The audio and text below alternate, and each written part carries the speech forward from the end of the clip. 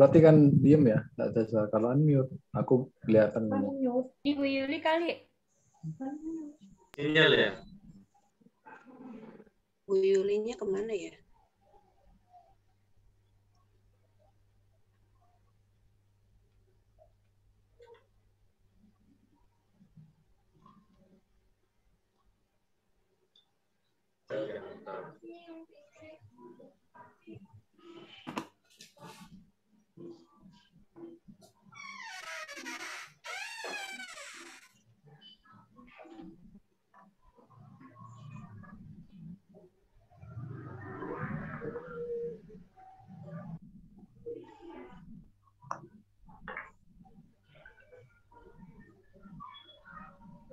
Daerah berubah wujud juga tuh.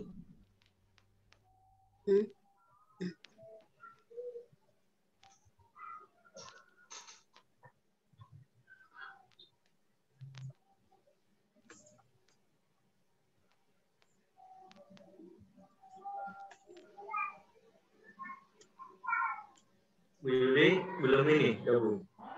Bu Yuli belum lagi. belum bergabung lagi nih.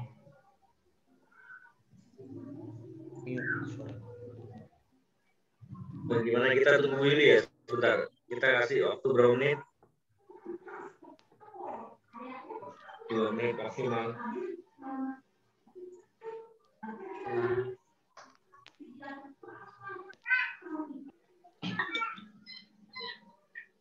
Nah, itu di komen di grup itu Bu Yuli. Internetnya putus-putus kan? Wah. Resolusi naik ke atas getik terus.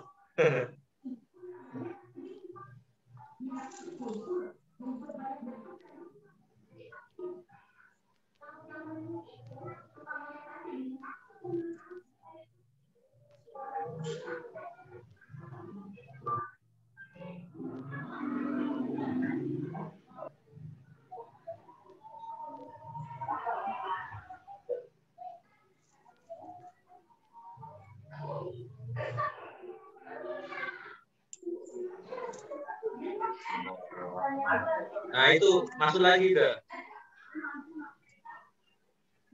Sabila Jamal, Bu. Itu sudah masuk ada linknya. Oh, Sabila Jamal nih ya. Ya. Sabila. Ya benar apa Pak?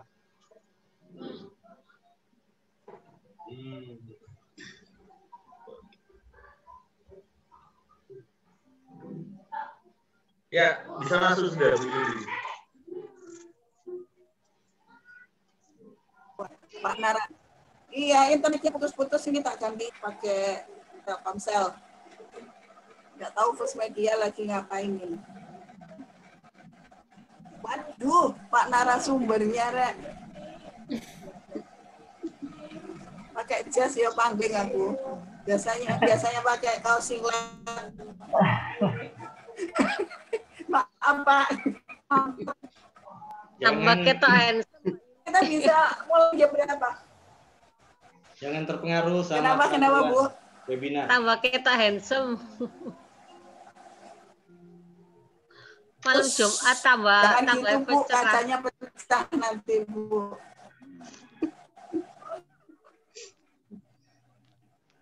Malam Jumat. Cerahnya cuma malam Jumat ya. Sekarang sudah berapa ini? Udah dimulai Bu Yuli, sudah jam 8 lewat ya? Jam 11 orang. Ya. Oke, Iya. sambil lalu nyusul yang 11 lain. orang kita mulai aja sambil menunggu yang lain ya. Siap. Ya. Baik teman-teman. Assalamualaikum warahmatullahi wabarakatuh. Waalaikumsalam warahmatullahi wabarakatuh. Gila.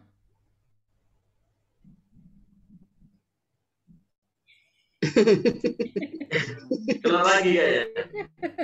Habis deh, selesai. Finishing kayak ini, close. Ya, Mr. RD udah selesai. Gimana dong? Sinyalnya ikut PPKM, Pak. Baiklah, terima kasih semuanya. Acara ini saya tutup.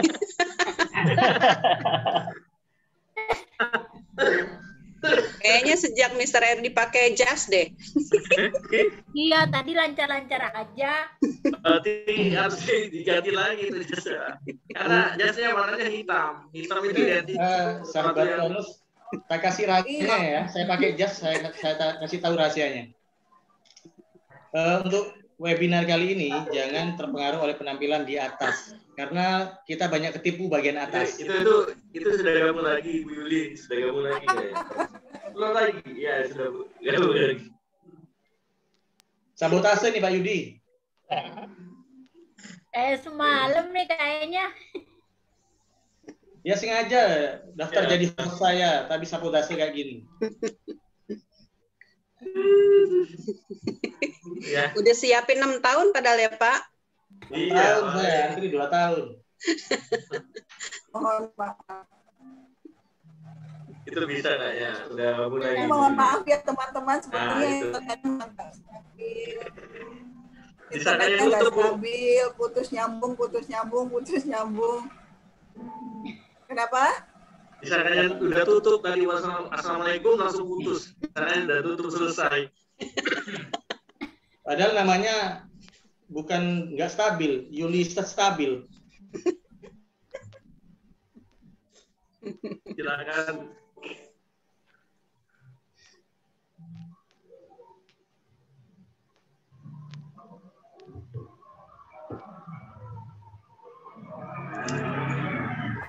Oke, teman-teman, sepertinya ini internetnya emang nggak bersahabat banget. Yang hilang terus. Ya, siap.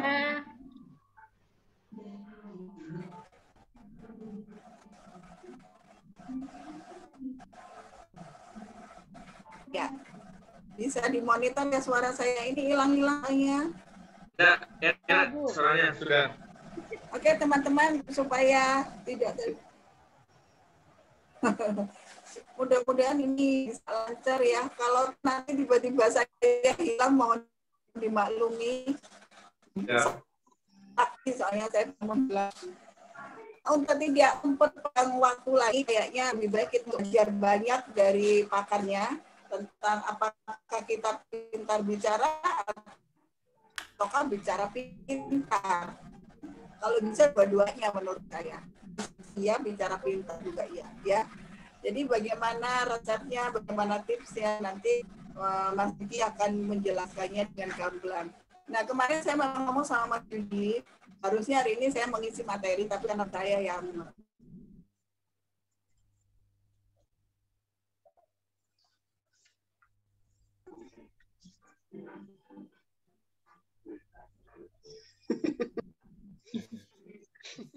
Betul lagi ya. Siap, Mas Reddy, langsung aja. Tenang, Mister, tenang. Langsung saya ambil alih. Iya, marilah. Kipas. Sementara sambil alih. Ya, Saya silakan, Mas Reddy. ini aja. Langsung aja deh, Ya. Mas Edi paparan materi aja. Siap. Karena daripada putusnya malah nyakitin telinga yang dengerin juga. Ya.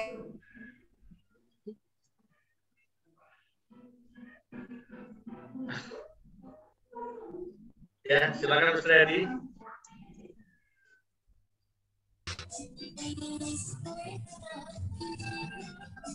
Baiklah, terima kasih Bu Yuli. Selamat malam semuanya. Assalamualaikum warahmatullahi Ya, wabarakatuh. mau silakan.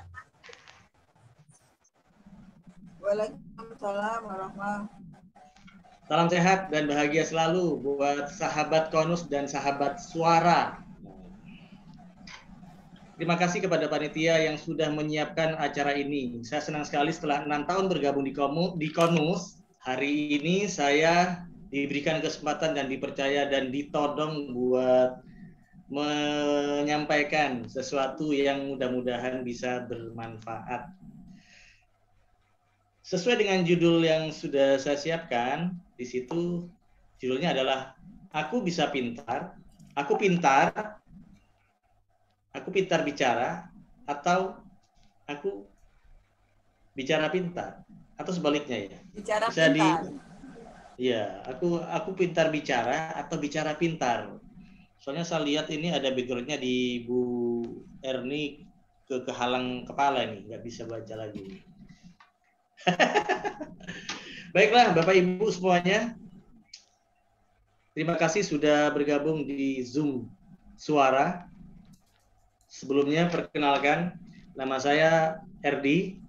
Kalau di panggung saya biasa dipanggil Mr. Erdi sih, nama branding saya. Saya dari founder Hypnohealth Indonesia.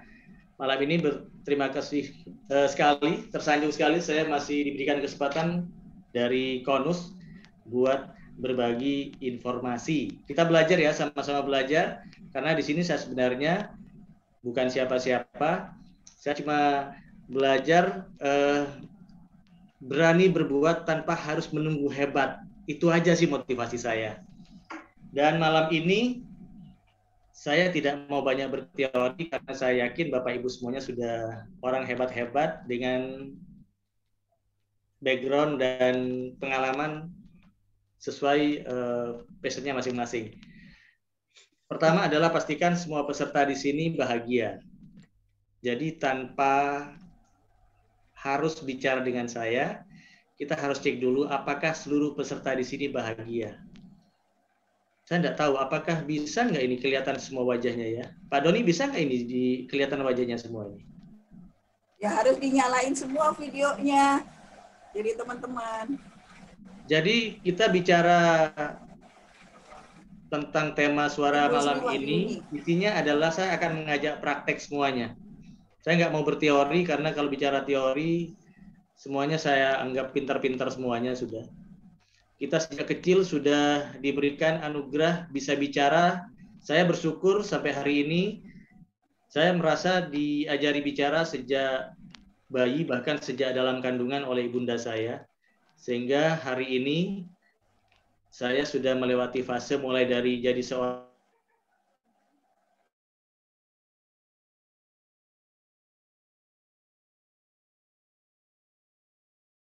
saya bicara dari tidak tahu hingga menjadi sok tahu waktu itu, hingga akhirnya belajar lagi menjadi tahu, dan akhirnya yang paling berbahaya adalah dikala kita sudah merasa tahu. Nah, malam ini kembali lagi ke tema suara. Suara yaitu program, kalau dari programnya namanya suara seru, unik, dan aman dalam berbicara. Mudah-mudahan saya juga bisa aman dalam berbicara karena sudah hampir setahun ini saya vakum jarang bicara. Karena yaitu tadi kita sama-sama mengalami di saat orang lain, pada saat pemerintah melakukan aturan dilarang bikin kerumunan dan keramaian, saya sendiri kerjaannya harusnya selalu bikin keramaian dan kerumunan, di mana isinya adalah orang-orang yang berbicara semuanya. Itu yang saya alami setahun ini. Sehingga saya terima kasih malam ini masih diberikan kesempatan untuk berbicara kembali. Tapi mohon maaf jika pembicaraan saya sudah setahun ini tidak terlatih lagi. Bapak Ibu yang saya hormati, saya cintai, sekali lagi selamat malam semuanya. Salam cinta dari Hypnohealth Indonesia. Salam sehat. Mudah-mudahan sampai malam ini semuanya masih sehat, bahagia, selalu jaga imun, jaga iman terbaik. Baiklah. Pertama adalah saya pengen tahu semuanya, andaikan bisa dilihat videonya ya. 1-2 orang mungkin mulai muncul nih ya. Oke, atau suaranya bisa saya kalau lihat videonya cuma pengen tahu. Saya pengen ada 2 pertanyaan yang saya lempar sama audien malam ini. Tapi syaratnya adalah silakan langsung dijawab. Tapi jawabannya nggak pakai suara ya. Jawabannya pakai bahasa, bukan bahasa suara. Karena bahasa malam ini yang saya coba angkat pertama adalah bahasa tubuh. Kita belajar dari bahasa tubuh. Sebelum kita berbicara, kenali dulu bahasa tubuh. Dari video masing-masing, saya juga ngelihat semuanya sudah keren-keren ya. Tadi ada yang belum mandi, sekarang sudah terlihat mandi. Saya pun memaksa diri untuk pakai jas karena biar terlihat lebih baiklah, menghargai diri sendiri dan orang lain juga. Silakan yang terlihat di video ini, kalau bisa silakan tampilkan wajahnya semuanya kalau bisa. Pertanyaan pertama, Jika jawabannya iya, angkat telunjuknya. Jika jawabannya iya, angkat telunjuknya. Silakan dicoba dulu, angkat telunjuknya biar kelihatan. Angkat telunjuknya biar kelihatan. Jika jawabannya iya, angkat telunjuknya. Jika tidak, diam saja. Tidak usah diangkat. Paham ya? Sampai kedengeran ya? Jadi sekali lagi saya ulang, teman-teman, sahabat suara semuanya, dimanapun Anda berada malam ini, pastikan kita semuanya bahagia.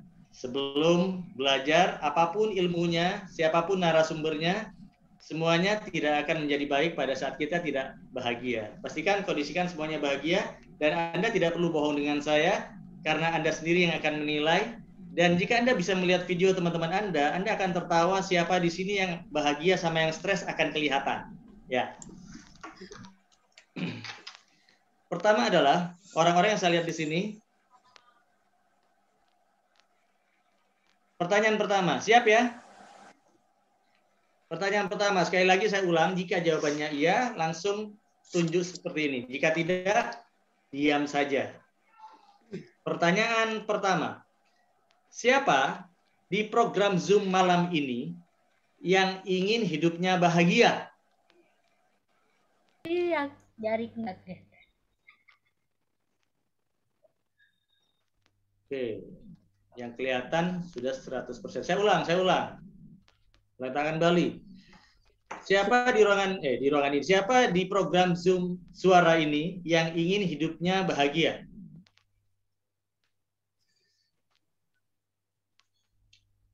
Wah.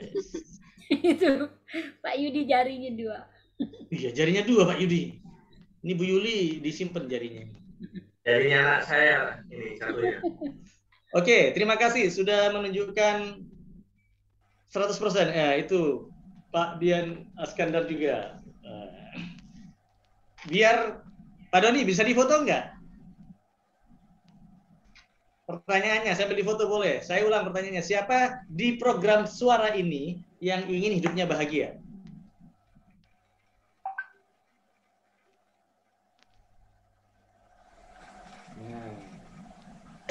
Saya foto ya. Ya, sudah Pak. Pertanyaan pertama, saya ngelihat sudah 100% menunjukkan jarinya. Pertanyaan kedua, siap-siap pertanyaan kedua. Siapa di program suara ini yang saat ini sedang stres?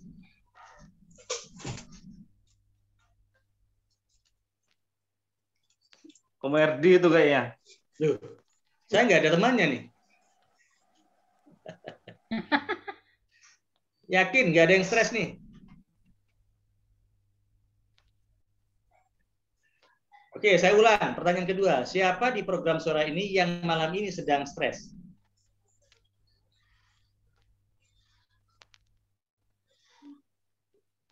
Saya ini mancing. Siapa yang mau menemani saya gitu loh. Gak ada ya? Oke, terlihat tidak ada yang mengaku stres. Bu Yuli tuh, Bu Yuli.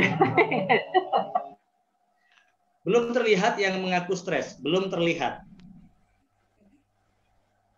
Apakah semua peserta Zoom malam ini benar-benar tidak stres? Jawabannya ada di pertanyaan yang pertama. Pertanyaan pertama adalah, siapa di program Zoom ini yang ingin hidupnya bahagia? 100% tadi mengacungkan tangan, ingin hidupnya bahagia. Enggak. Berarti tidak Aku bahagia. enggak ngacung kok. Salahnya nggak kelihatan. Tapi aku sudah bahagia. Makanya aku sudah bahagia, makanya tidak ingin bahagia.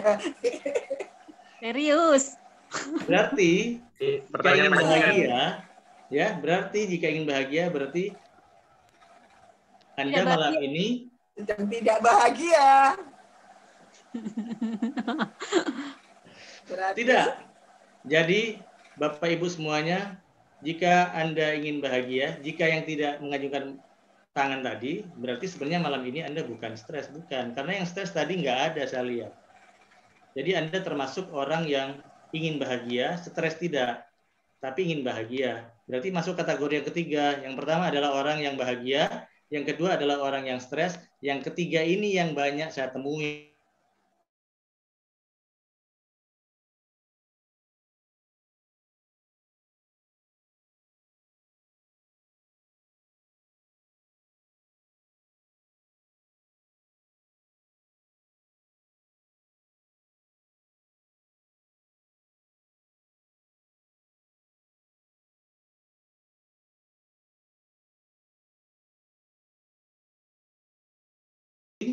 Sebelum berbicara berbahasa, kita membuktikan diri supaya bahagia dulu, jangan stres. Karena semua masalah kehidupan bisa dihadapi dengan tenang dan solusi insya Allah akan muncul pada saat kita benar-benar sudah membahagiakan diri. Nah, itu kenapa saya memaksa tadi untuk mengaku dulu, karena yang ngaku, kalaupun mengaku stres, itu sebenarnya bukan soal salah benar, karena jika kita mengaku berarti ada kejujuran hati. Kita mengakui bahwa saat ini saya sedang tidak stabil. Misalkan saya lagi bad mood dan lain-lain. Stabil ya, bukan Bu Yuli sabil, bukan, tapi stabil. Jadi Bapak Ibu, yang perlu saya ungkap di sini, lihatnya bisa nggak ya? Bisa, oke. Saya coba akan lempar satu slide tentang aku pintar bicara atau bicara pintar. Seringkali kita itu tahu di tontonan televisi itu ya. Saya coba lihat. Ini bisa ngomong interaktif Pak Doni. Bisa. Bisa ya.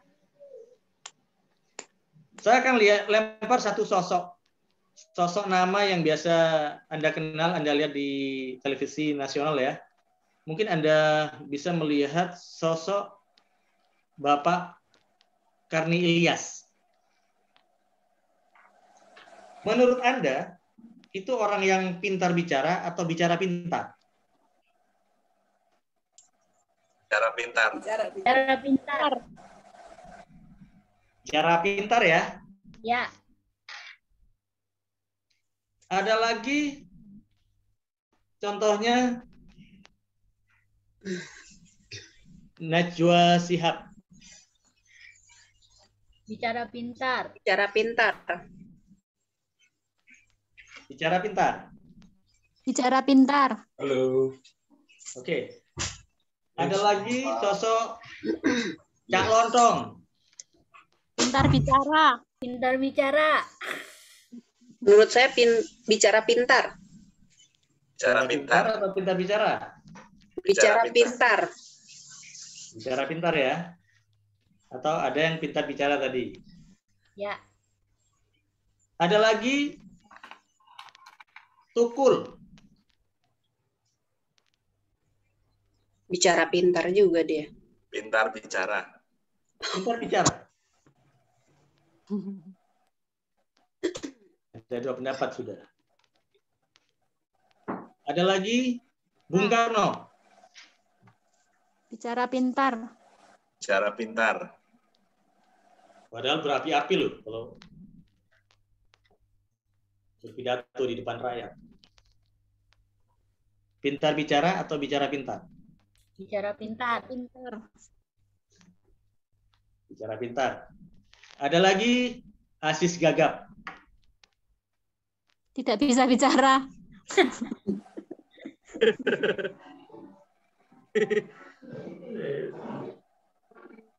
Baik, Bapak Ibu, Anda bisa lihat ya beberapa contoh di yang tadi saya katakan, beberapa nama. Jadi pertama Bapak Karni Ilyas.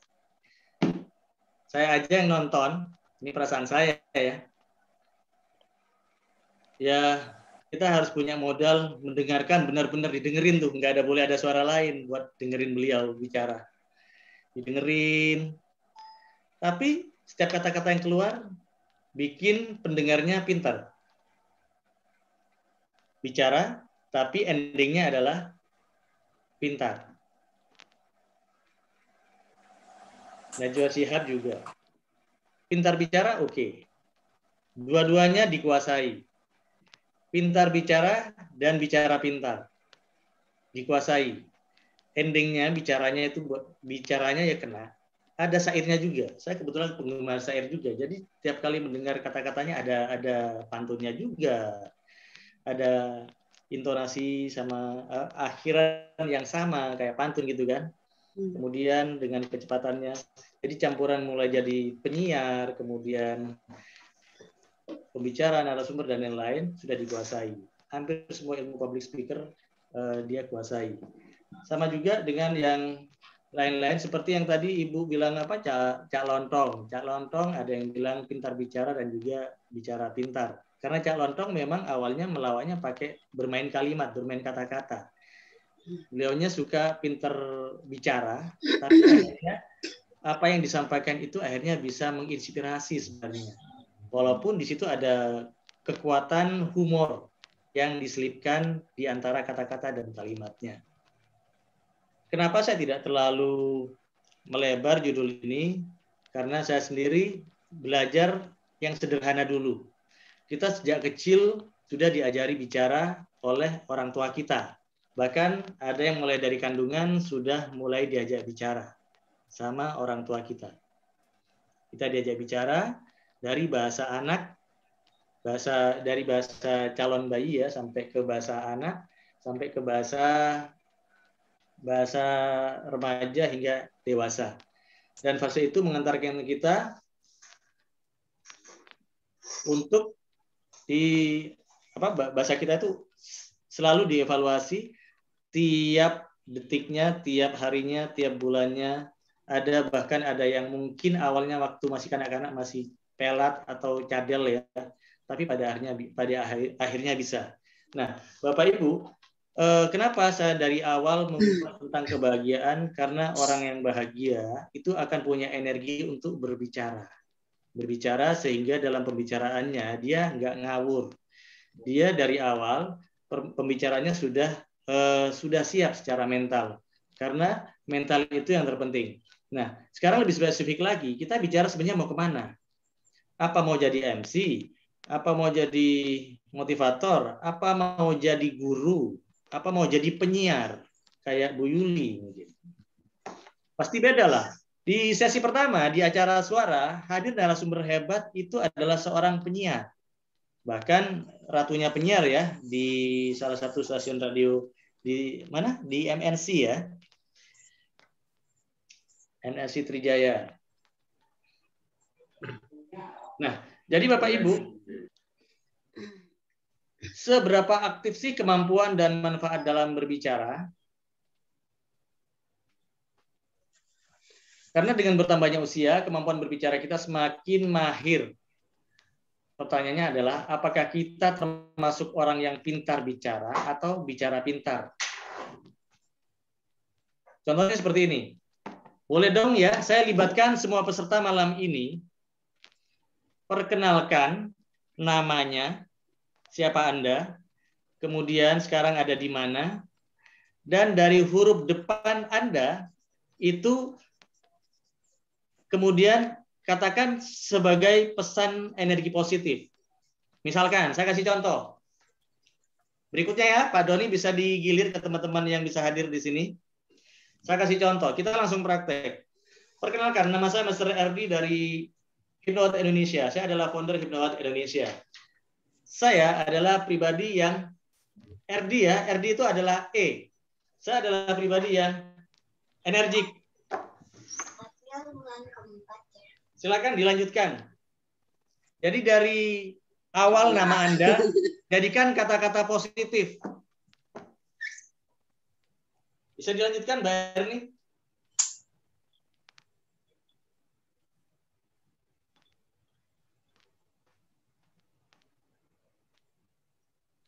Perkenalkan namanya ya.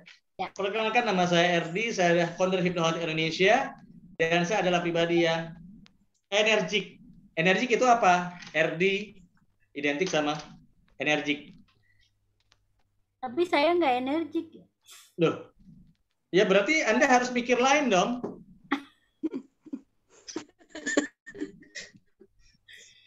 Dan tugasnya yang kedua adalah mengucapkan terima kasih RD, energik. Terima kasih Erdi yang energik.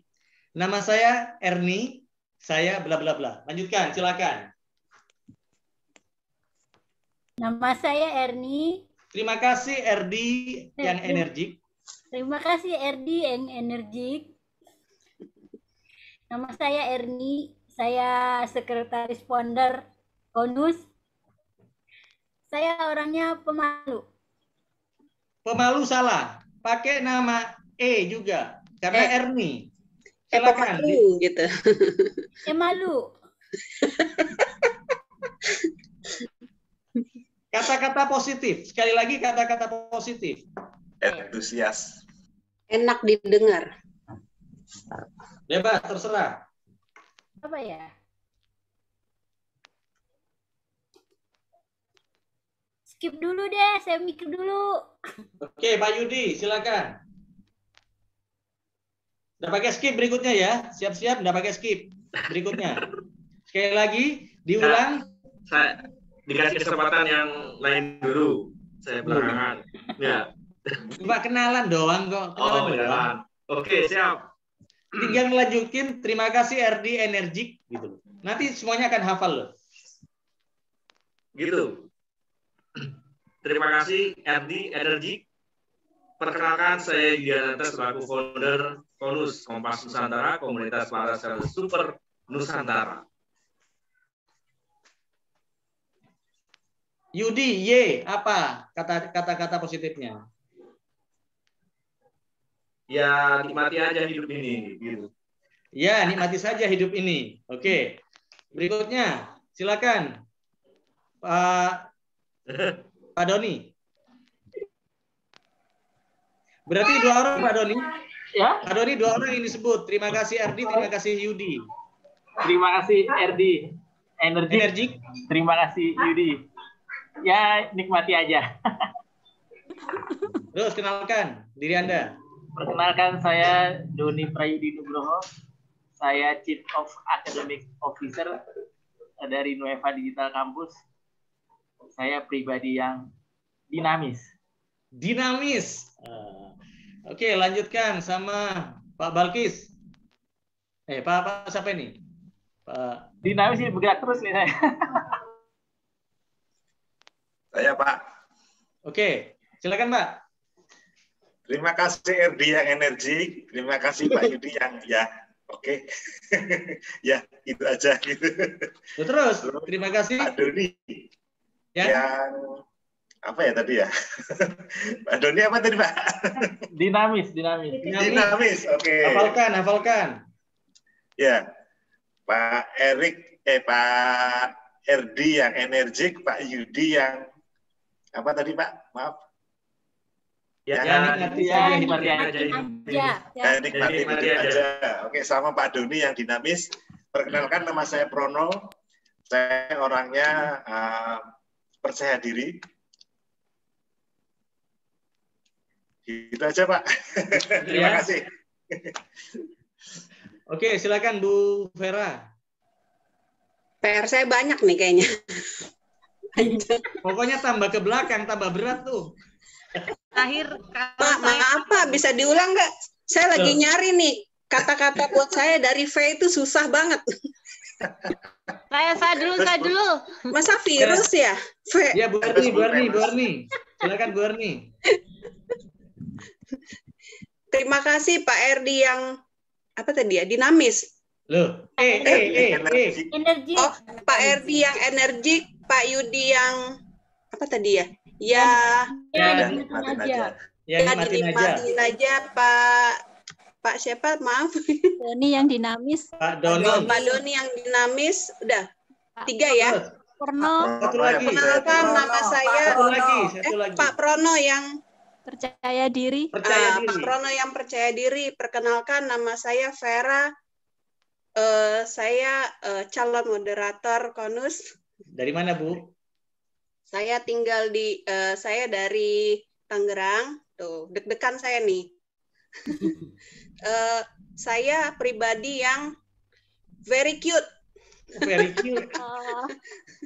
Saya bingung kalau V ya. Gak masalah, bebas. Makanya kayak Pak Yudi, ya nikmati aja. Kreatif dia. Saya kasih Bu Erni terakhir Iya. kali ya, Bu Erni ya.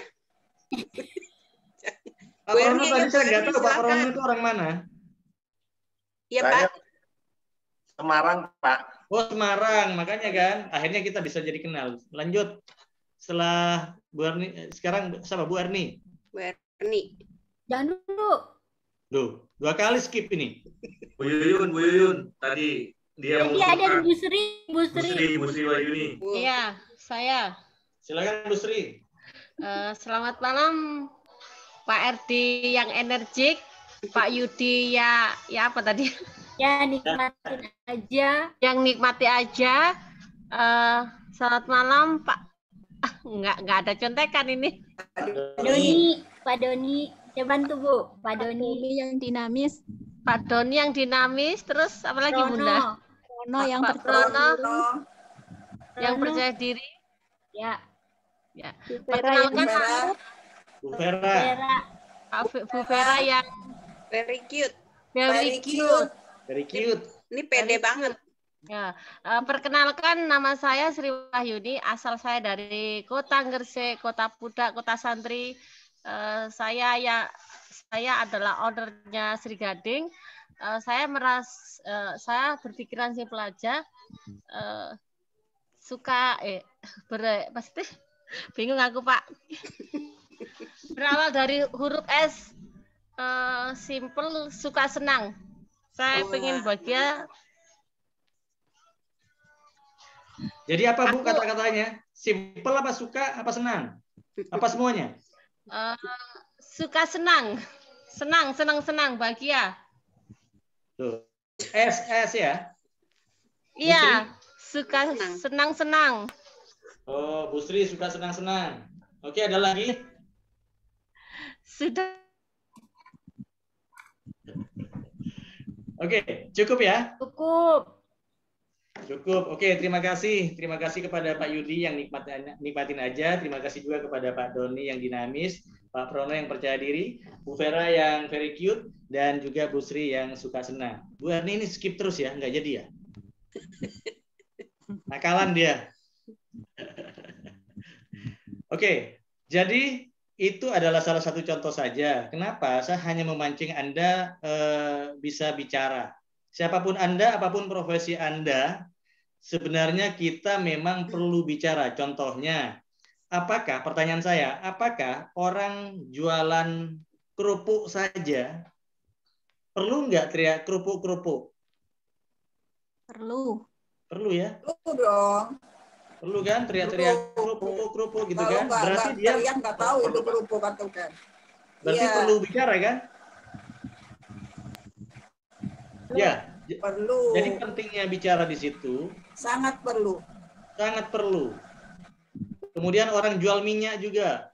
Dulu saya pernah ditawari kerja di Pertamina. Ternyata bagian apa? Bagian marketing. Bagian marketing. Ternyata kerjanya minyak gitu kan. Minyak. Akhirnya tentunya kita butuh pembicaraan itu. Itu yang diperlukan. Oke, kita akan kupas. Anda sudah tahu rasanya bagaimana bicara, nggak usah apalagi bicara di depan umum. Bicara di depan Zoom aja, punya rasa kagok, ada rasa bingung. Sampai ada yang masih cari di googling untuk menerjemahkan huruf V-nya saja udah bingung. Ini padahal moderator loh ya, moderator. Ini kalau ketahuan di darat bisa, wah nggak karu-karuan nih. Jadi kembali lagi bahwa semua orang bisa bicara, semua orang bisa diajarkan sejak bayi hingga besar. Bahkan ibu-ibu nih ya, menurut penelitian bahwa ibu-ibu kadar bicaranya itu lebih banyak daripada kaum pria. Ada 13.000 kata yang harus dihabiskan oleh ibu-ibu setiap harinya. Wow. 13.000 kata yang harus habis oleh ibu-ibu setiap harinya. Bayangin. Ibu-ibu bisa dihabiskan di pasar, bisa dihabiskan di tetangga, di tukang sayur, ya, bisa dihabiskan mungkin yang bekerja. Tapi terkadang ibu-ibu juga nggak habis, sampai di rumah nggak bisa habis tuh kata-kata. Sehingga isinya ya dibagi-bagi nih buat suami, buat anak-anak. Akhirnya rame juga tuh rumah karena nggak habis-habis kata-kata 13.000. Beda dengan bapak-bapak, kaum pria. Kaum pria cuma punya sekitar kurang lebih 7.000 kata-kata yang harus dihabiskan. Tiap hari dihabiskan di kantor, di jalan, atau di teman-temannya. Pulang-pulang paling tinggal 500 kata. Tinggal diajak ngomong, dihabiskan di kamar sama ibunya buat berkata-kata. Itu saja biasanya kalau kaum pria. Nah, kembali lagi bahwa berbicara, semua orang bisa berbicara. Semua orang bisa pintar bicara. Tapi tidak semua orang bisa berbicara pintar. Kenapa? Karena kalau cuma bicara, hampir semua di antara kita, di lingkungan kita, semuanya bisa bicara.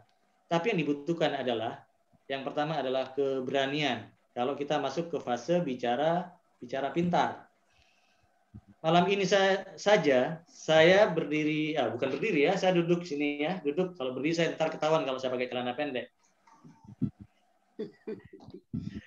Jadi kalau saya bicara malam ini adalah tuntutannya adalah mungkin visual kelihatan. Karena itu saya bela-bela ini pakai jas dulu lah, karena visual saya kelihatan. Beda sama Bu Yuli yang tiap hari bicara di radio tidak perlu menampakkan secara visual, cukup pendengaran saja yang Bu Yuli.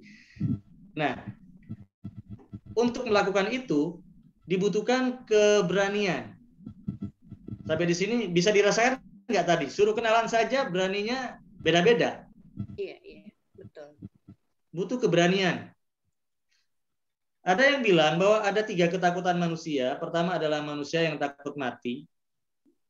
Yang kedua, takut ular atau takut kecoa ya. Yang ketiga adalah takut berbicara di depan orang. Nah, malam ini semuanya sudah mencoba untuk merasakan, sebagian sudah mencoba merasakan bagaimana berani bicara di depan orang banyak. Bagaimana berbicara supaya kita tidak tegang ya, tidak akhirnya kagok, grogi dan lain-lain. Itu dibutuhkan keberanian. Yang kedua adalah kemampuan. Kemampuan di sini relatif, jadi bisa belajar dari mana saja, bisa belajar dari siapa saja. Buat Anda yang mau bicara, bisa mencari role model.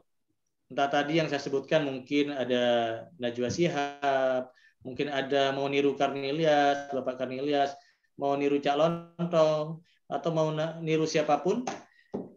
Itu adalah hak Anda untuk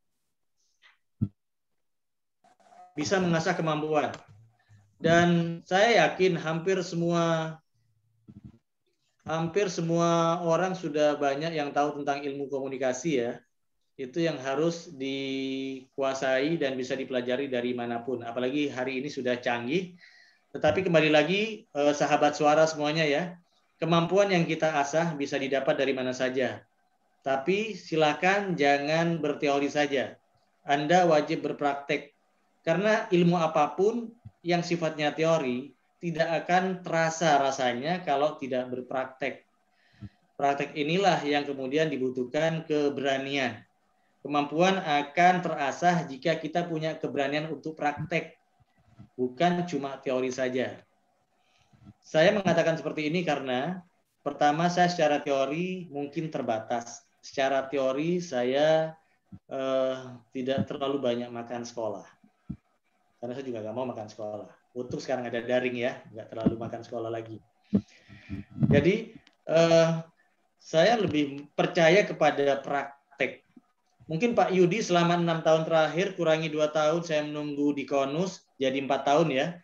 4 tahun saya terlibat di Konus, saya itu mengasah keberanian dan kemampuan salah satunya dari Konus. Konus memberikan kesempatan kepada saya untuk melatih bicara. Kenapa saya senang? Karena di situ ada penyemangat di dalamnya. Ada para motivator dan para inspirator yang selalu menambah ilmu buat saya perhatikan menjadi sebuah ilmu. Dari apa yang saya lihat, dari apa yang saya dengar, dari apa yang saya rasakan, semuanya saya coba ATM, amati, tiru, dan modifikasi. Dengan versi saya harus jadi diri saya pribadi, kemudian saya tampilkan dengan cara saya, dengan gaya saya, tanpa menjadi orang lain.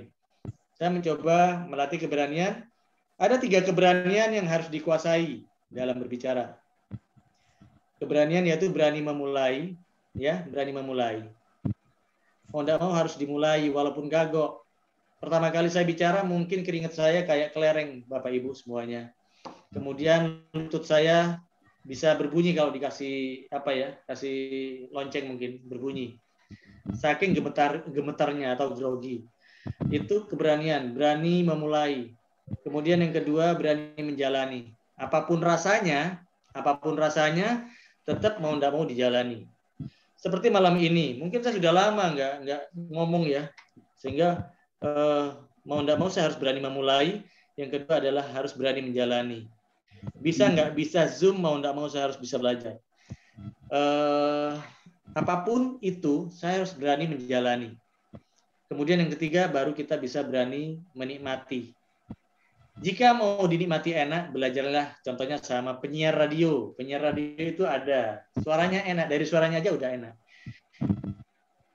Belajar dari host kita ini, Bu Yuli ini penyiar radio senior yang mungkin tidak perlu ketemu orangnya aja udah orang senang mendengarnya. Ini contoh. Pak Yudi sendiri sebagai founder dari Konus, beliaunya juga mantan penyiar radio di masa lalunya. Mungkin juga banyak teman-teman lain yang biasa berbicara di depan radio. Pak Idam juga itu tiap bulan ya, tiap minggu itu juga siaran di radio sebagai narasumber. Artinya kebiasaan, kemampuan itu bisa terasa dengan adanya keberanian untuk memulai, kemudian keberanian untuk menjalani, dan kemudian berani menikmati. Kita evaluasi diri setiap saat, jika perlu direkam. Suara saya seperti apa sih? Apakah suara saya masih enak didengar atau bikin pendengarnya lari? Itu yang perlu dikuasai, didengerin aja. Kita mau jadi apa? Kalau mau jadi penyiar berarti dibutuhkan suaranya. Namun jika kita jadi orang yang ditonton sambil ngomong, berarti dibutuhkan bukan cuma suara saja, tapi dibutuhkan adanya perlu penampilan yang perlu diperhatikan. Tidak harus mahal, yang penting penampilan itu benar-benar bisa enak dilihat. Itu kalau visual yang dilibatkan. Jadi Bapak Ibu, mari kita cek sama-sama soal keberanian. Tadi saya sebenarnya ngecek untuk berkenalan saja. Di situ sudah tercampur ada keberanian dan ada kemampuan. Di situ Anda bisa evaluasi keberaniannya sudah selevel apa. Jika ada angka 1 hingga 10, Anda bisa evaluasi sendiri. Tadi kenalan saja itu ada di angka berapa keberaniannya. Kemudian kemampuannya untuk memperkenalkan diri. Sudah siap? Contoh, Bu Erni saja yang 2 kali skip itu adalah sebuah contoh. Ini bukan soal baik atau buruk. Enggak, ini adalah akhirnya Bu Erni menjadi contoh. Menjadi contoh bagaimana dalam hitungan detik beliau tidak mau dan menolak untuk memperkenalkan diri, akhirnya di skip. Jadi ini bukan menghakimi, bukan, tapi akhirnya jadi contoh bahwa Bu Erni memang tidak memposisikan diri untuk memberanikan di keberanian. Kalau bicara kemampuan, mungkin Bu Erni sudah oke lah. Tapi jika ada keberanian, siapapun itu, bukan cuma Bu Erni, siapapun itu, tanpa keberanian untuk memulai apapun, siapapun Anda, sehebat apapun ilmu Anda, setinggi apapun sekolah Anda, jika Anda tidak punya keberanian untuk memulai, maka itu akan menjadi penghalang yang utama. Berani memulai itu penting, apalagi untuk berbicara. Dibutuhkan tanggung jawab di dalamnya, karena kita di situ selain masuk ke berani, kemudian kemampuan. Kemampuan di situ ada dalam suara itu, dalam berbicara, ada yang namanya pembuka, kemudian ada isi, masuk ke isi, baru penutup. Anda bisa dilihat pembukanya. Kalau untuk pembicara yang mungkin terlihat, berarti pembukaannya harus menarik dilihat, menarik didengar. Pembicaranya, sekali lagi, pembicaranya untuk pembukaannya dia harus menarik dilihat dan didengar. Untuk penyiar radio mungkin tidak harus menarik terlihat, tapi enak didengar. Penyiar televisi harus terlihat enak, indah, enak dilihat, dan juga enak didengar. Kemudian MC, mungkin enak dilihat, enak didengar suaranya juga. Atau mau presentasi. Presentasi Anda mungkin di kantor, apakah tidak membosankan, bahkan membingungkan, atau bikin orang kemudian masuk ke alam bawah sadar tidur. Itu yang perlu dievaluasi. Kalau sesi saya di offline, saya selalu menyampaikan kepada peserta itu, buat yang ngantuk-ngantuk nggak usah khawatir, karena saya akan selalu menyediakan sesi tidur. Tinggal tatap mata saya, 1, 2, 3 tidur, selesai urusan.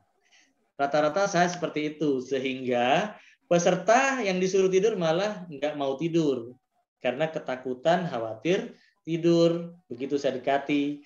Tapi itu adalah sebuah trik saja, trik untuk bikin pendengar atau peserta itu supaya bisa fokus kepada yang bicara.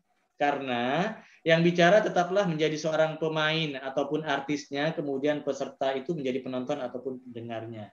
Contohnya malam ini, permisi Bapak Ibu, malam ini saya mungkin jadi artisnya, Bapak Ibu jadi penontonnya. Nah, kemudian saya akan bicara ulang lagi bahwa silakan, tolong jangan dilihat siapa yang berbicara, karena tidak penting siapa yang bicara. Ya, sekali lagi saya katakan, tolong jangan dilihat siapa yang bicara, karena tidak penting siapa yang bicara.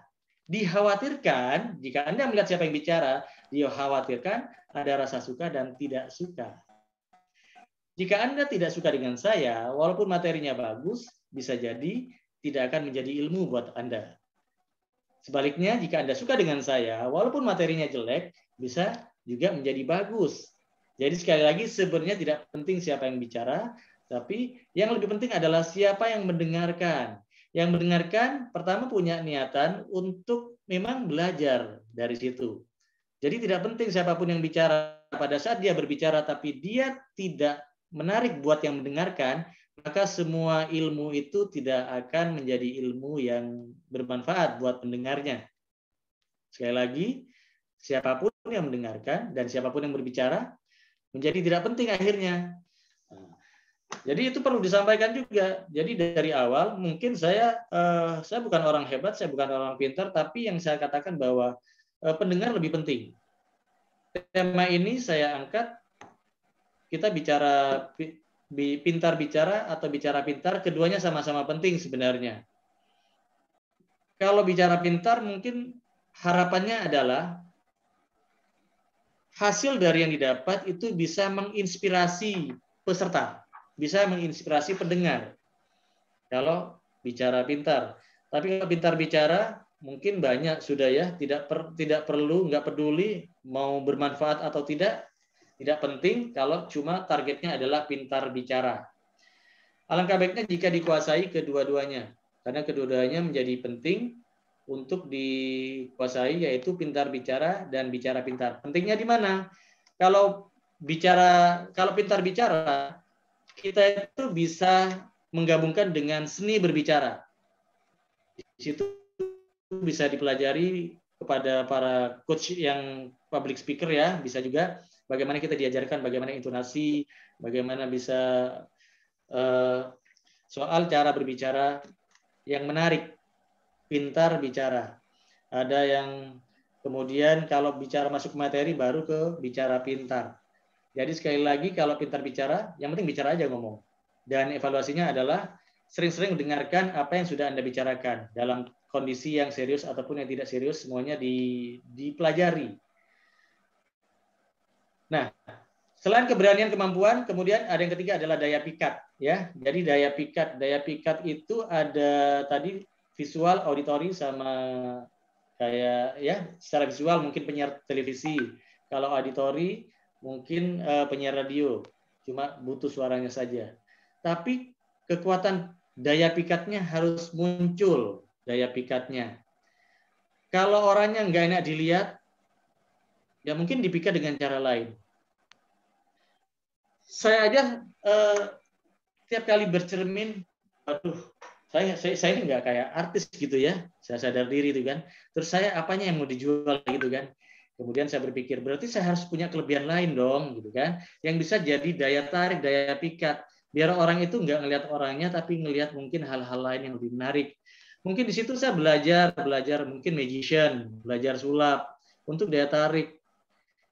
Itu ada pengalian-pengalian di mana saya bisa menyampaikan suara saya saja, tapi plus daya pikat yang bisa memancing.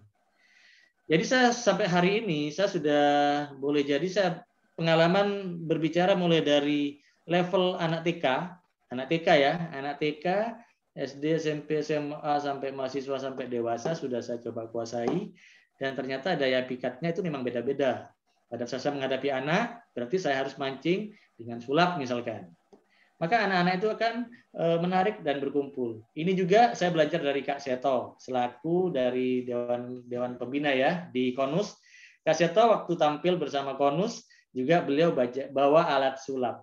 Alat sulap yang notabene menjadi pemikat daya pikat buat audien anak-anak. Kalau dewasanya mungkin kalangan ibu-ibu guru ataupun wali-wali murid ya, yang ada jadi pesertanya. Tapi itu adalah agar kita bisa menjadi lebih menarik dari figur dari pembicara itu sendiri.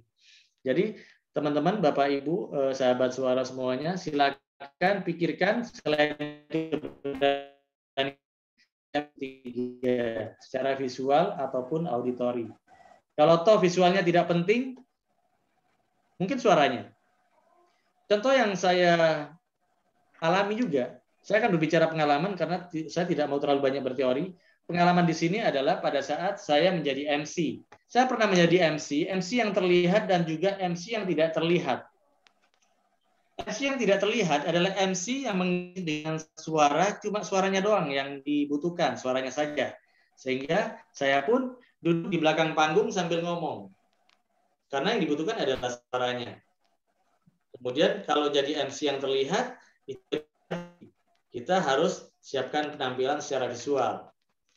Dan yang ditargetkan adalah dampak dari peserta maupun pendengar. Contoh waktu saya jadi MC sebuah akad nikah.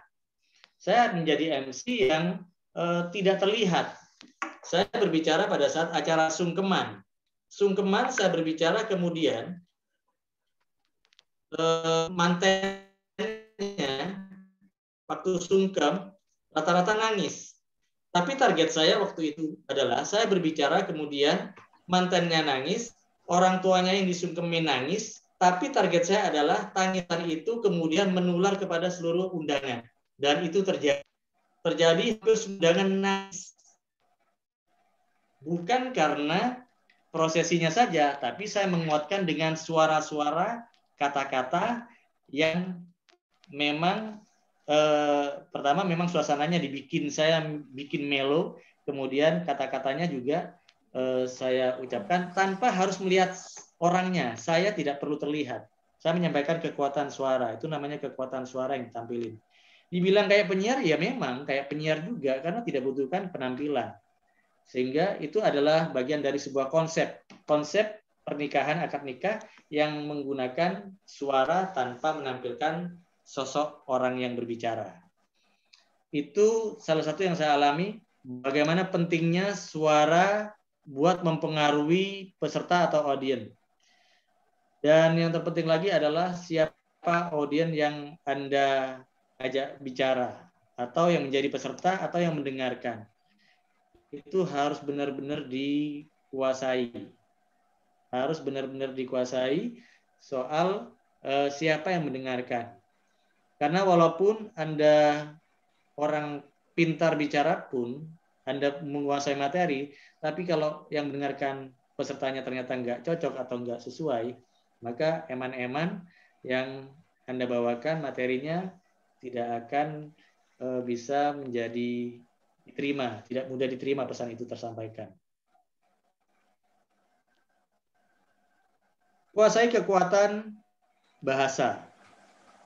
Seperti Bu Vera tadi mungkin biasa pakai bahasa luar ya, bahasa luar negeri ya. Itu mungkin juga menyesuaikan Bu ya, menyesuaikan dengan audiennya, karena mungkin audiennya juga orang-orang luar. Sebisa mungkin bahasanya memang bahasa sesuai peserta. Indonesia berarti juga cenderung ke bahasa Indonesia. Dan itu benar-benar harus diketahui sebelum dimulai. Sebelum acaranya dimulai harus benar-benar dikuasai dulu. Sebelum acara dimulai, jadi benar-benar dikuasai dulu. Sampai di sini ada pertanyaan dulu?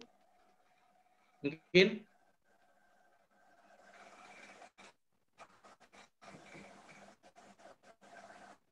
Ya, teman-teman yang mau tanya, ini masuk sesi tanya jawab ya, Mas Erdi. Ya, jadi tadi sudah cukup. Ini yang pertama tadi saya ngupas tentang keberanian, yang kedua kemampuan, yang ketiga daya pikat, yang keempat adalah komunikasi dua arah antara pembicara dengan peserta. Ya, ini yang keempat sudah komunikasi dua arah. Ya. Nah, sekarang saatnya yang punya unek-unek yang kepingin ditanyakan, monggo ini waktunya untuk Anda mengupas semua ilmu yang dimiliki oleh Mas Edi. Mumpung lagi nggak bayar. Nanti kalau sudah offline berbayar loh. Mahal lagi ya Mas ya. Ini mumpung gratis, silakan dikupas habis apa yang Anda ingin tanyakan. Mungkin saya bisa sedikit menambahkan. Kalau peserta konus selalu spesial, pokok ada referensi dari Pak Yudi. Alhamdulillah. Bisa gratis. Manfaatkan dengan sebaiknya. Oke. Betul, sayang sekali ya kalau momen-momen seperti ini tidak kita manfaatkan karena apa? Untuk mencari ilmu itu tempatnya bisa saja. Konus ini banyak banget kalau kita mau mulai dari apa ya kesehatan ada suara ini yang terbaru ya, mudah-mudahan bisa banyak menginspirasi terutama teman-teman yang punya hobi jadi moderator, jadi apa, jadi MC, atau jadi penyiar, atau apa ya. Nanti next saya akan janjikan untuk memberikan materi tentang broadcasting yang banget spesifik untuk ke penyiaran, kalau itu dibutuhkan ya. Saya bisa lamar. Mudah-mudahan aja nanti jadi apa, Mas? Jadian. Jadi apa, Mas? Jadi jadian. Oh ya, gantian. Jadi begitu. Kenapa hari ini saya minta ke Mas Yudi, oke saya tak jadi moderator dulu karena memang kondisi yang kurang fix ya. Nanti jadi semua jadi ikut nggak bahagia ya. Kemudian juga saya kepingin juga mengajarkan kepada teman-teman bagaimana untuk bisa menjadi moderator. Ya. Karena menjadi moderator kelihatannya gampang. Kelihatannya gampang, cuma moderator host doang kan gitu ya. Tapi sebetulnya tidak. Justru moderator itu harusnya dia sudah menyerap dulu ilmu apa yang sudah disampaikan oleh pemateri. Nah, kalau moderatornya tidak mengerti, itu akan jadi lucu ya, karena moderatornya papoh istilahnya begitu.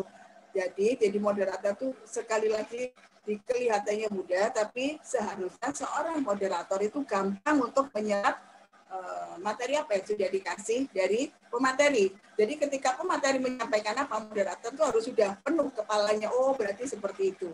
Jadi sehingga ketika mengantarkan untuk bertanya kepada audiens, bahasanya akan menjadi benar. Akan menjadi bicara pintar. Tetapi apakah perlu? Pintar bicara perlu. Orang bicara pintar dan pintar bicara itu harus jadi satu kesatuan. Ya mungkin seperti itu yang dimaksudkan oleh Mas Edi.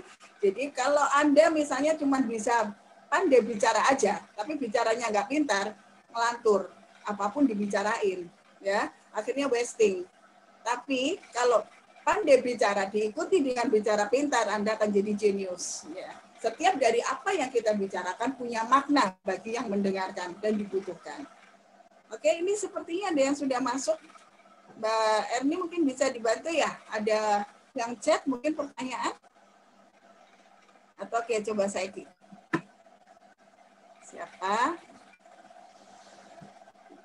Oke, selamat malam. Assalamualaikum, waalaikumsalam.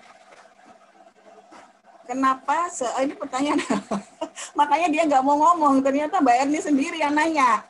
Kenapa setiap bicara di depan umum suara seperti kecekik? Apa solusinya, Mister? Terima kasih. Nah, itu Mas Ed, monggo silahkan. Jadi saya kalau melihat kasus Bu, Bapak Ibu semuanya, kasus setiap orang itu berbeda-beda. Pertamanya sebelum berarti kecekik itu ada hubungannya dengan yang pertama apa itu? Keberanian ya? Iya, keberanian. Grogi itu masalahnya. Nah, jadi Nervous. kalau kemampuan oke lah, udah banyak belajar dia. Tapi kalau keberanian, ini adalah tantangan setiap orang yang harus mengenali dirinya sendiri. Jadi tiap orang seperti yang dikupas di suara sebelumnya, kenapa sebelum bicara tiba-tiba ada yang ke toilet, ada yang macam-macam seperti yang dikupas di suara yang pertama. Jadi kalau kecekik, nah kira-kira nih, kecekik itu nggak enak loh ya, kecekik itu nggak enak.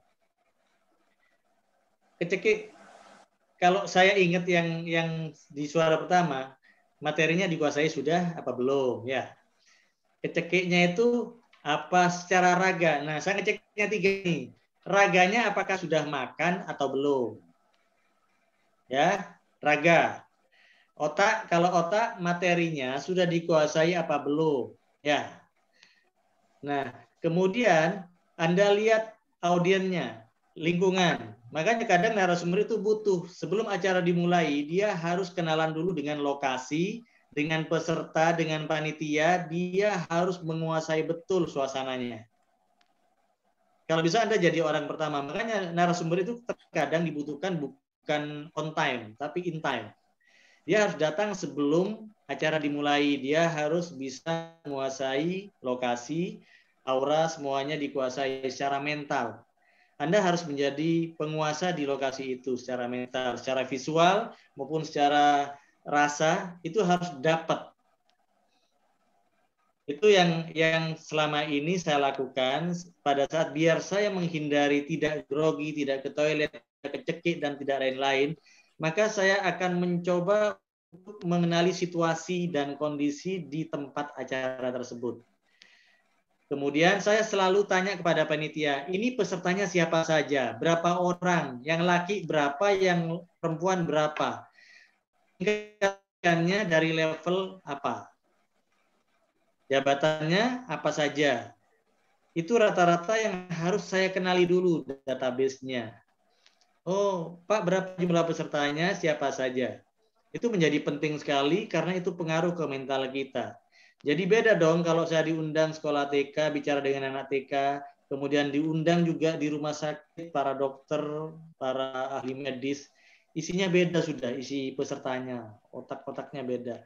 Diundang 300 manajer nasional di sebuah hotel, itu sudah diancam, ditekan sama panitia, Pak, waktunya durasinya cuma 1 jam dan ini isinya manajer nasional semuanya, Pak. Bagaimana dalam waktu 1 jam Anda bisa menyampaikan materi itu? Itu saya di briefing dari awal malam-malam. Dan saya sih tertantang sekali. Walaupun jika saya tidak menyiapkan diri, maka saya bisa jadi tercekik juga, Bu. Seperti itu. Tapi kembali lagi, modal yang pertama keberanian itu adalah 1, percaya diri. Percaya diri Anda harus lebih tinggi dari peserta yang Anda hadapi. Hari ini saya tidak peduli. Mau Pak Yudi orang pinter, Pak Doni, Bu Erni, Bu Vera, Bu Yuli, orang hebat. Saya nggak peduli karena hari ini saya jadi artisnya, Bu. Saya tidak boleh percaya diri saya lebih rendah dari Anda semuanya. Kenapa? Saya punya tanggung jawab moral buat menjadi seorang narasumber. Sehingga saya harus percaya diri, memposisikan diri, percaya diri saya harus lebih tinggi dari Anda semua para peserta. Itu adalah PR saya sebagai narasumber. Itu yang saya siapkan. Kenapa saya pakai jas? Ini adalah salah satu trik pengalian bahwa secara visual saya harus lebih keren dari Anda semuanya. Ya. Pengalihannya. Kalau saya pakai kaos baju tidur, secara mental saya langsung down. Sehingga saya bukan cuma tercekik kalau saya pakai baju tidur. Bisa-bisa melet-melet saya, Bu. Ini. Jadi persiapannya adalah percaya diri narasumber, percaya diri pembicara harus lebih tinggi dari pesertanya. Harus lebih siap. Bisa dipahami ya, Mbak Erni? Ya, harus lebih siap secara raga, penampilan, disiapkan, saya harus percaya diri. Urusan orang bilang ganteng jelek nggak ngurus, saya nggak penting. Yang penting saya tampil seakan-akan gitu ya, kayak apa gitu ya. Ini manfaatnya bukan buat Anda, tapi buat Oke. Ya, Mas, pertanyaan banyak ya. Jadi maaf, saya sudah cukup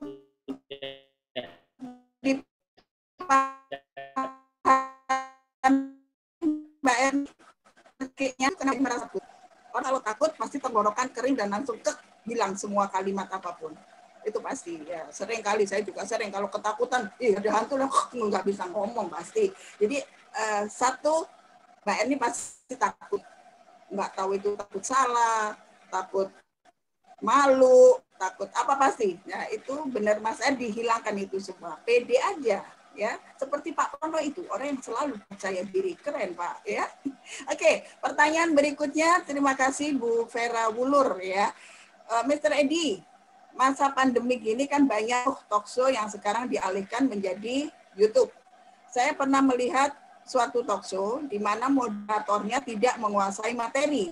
Komen-komen yang saya baca rata-rata negatif. Nah, bagaimana caranya mengatasi pendapat dari netizen atau audiens? Terima kasih. Enggak, Mas Edi. Kalau pertanyaannya banyak ya, jadi mungkin waktunya bisa di-spend nanti. Jadi netizen itu ini ya, selalu maha benar. Nah, mau nggak Mas Edi, bagaimana menghadapi netizen yang maha benar ini? Oke, netizen saya juga sebagai saya memposisikan diri pernah menjadi seorang trainer, juga pernah menjadi seorang motivator. Ada anekdot yang jadi buat saya. Ini guyonan sesama trainer ya. Jangan pernah jadi trainer kalau nggak bisa ngeles. Sampai segitunya kalimat nakal itu. Tapi kalau dipikir-pikir, saya ambil positifnya. Jadi intinya adalah biasa kita punya kacamata positif. Anda adalah apa yang Anda pikirkan. Saya memposisikan diri untuk belajar menjadi orang baik. Saya harus memposisikan pikiran saya adalah pikir yang baik-baik, yang positif. Saya harus punya kacamata positif, apapun itu semuanya akan menjadi positif. Semuanya akan menjadi sesuai dengan kacamata yang Anda pakai. Walaupun itu pemandangan yang indah akan terlihat menjadi hitam. Sebaliknya jika Anda pakai kacamata putih, semuanya akan menjadi bening dan menjadi indah sesuai kenyataan. Nah, Bapak Ibu yang bertanya tadi itu ya, kalau menuruti, karena kita nggak bisa mengendalikan mindset orang lain. Kita tidak bisa mengendalikan mindset orang lain dan cara pandang orang lain. Saja mereka, karena kita memang tidak kuasa untuk mengendalikan pendapat yang dilempar oleh otak kita sendiri. Kita akan input yang masuk itu outputnya. Kalau kita kacamatanya positif, mesinnya positif, pola pikirnya positif, maka yang keluar akan menjadi positif. Itu dibutuhkan skill memang untuk selalu berpikir positif, berpikir positif. Ini sebenarnya dibutuhkan contoh, misalkan. Contoh kondisi hari ini. Yang terjadi, ini barusan saya lihat, waktu saya keluar sebelum acara ini, saya keluar ke jalan besar, di jalan besar itu terdapat lampu kota ya, lampu kota mulai dimatiin.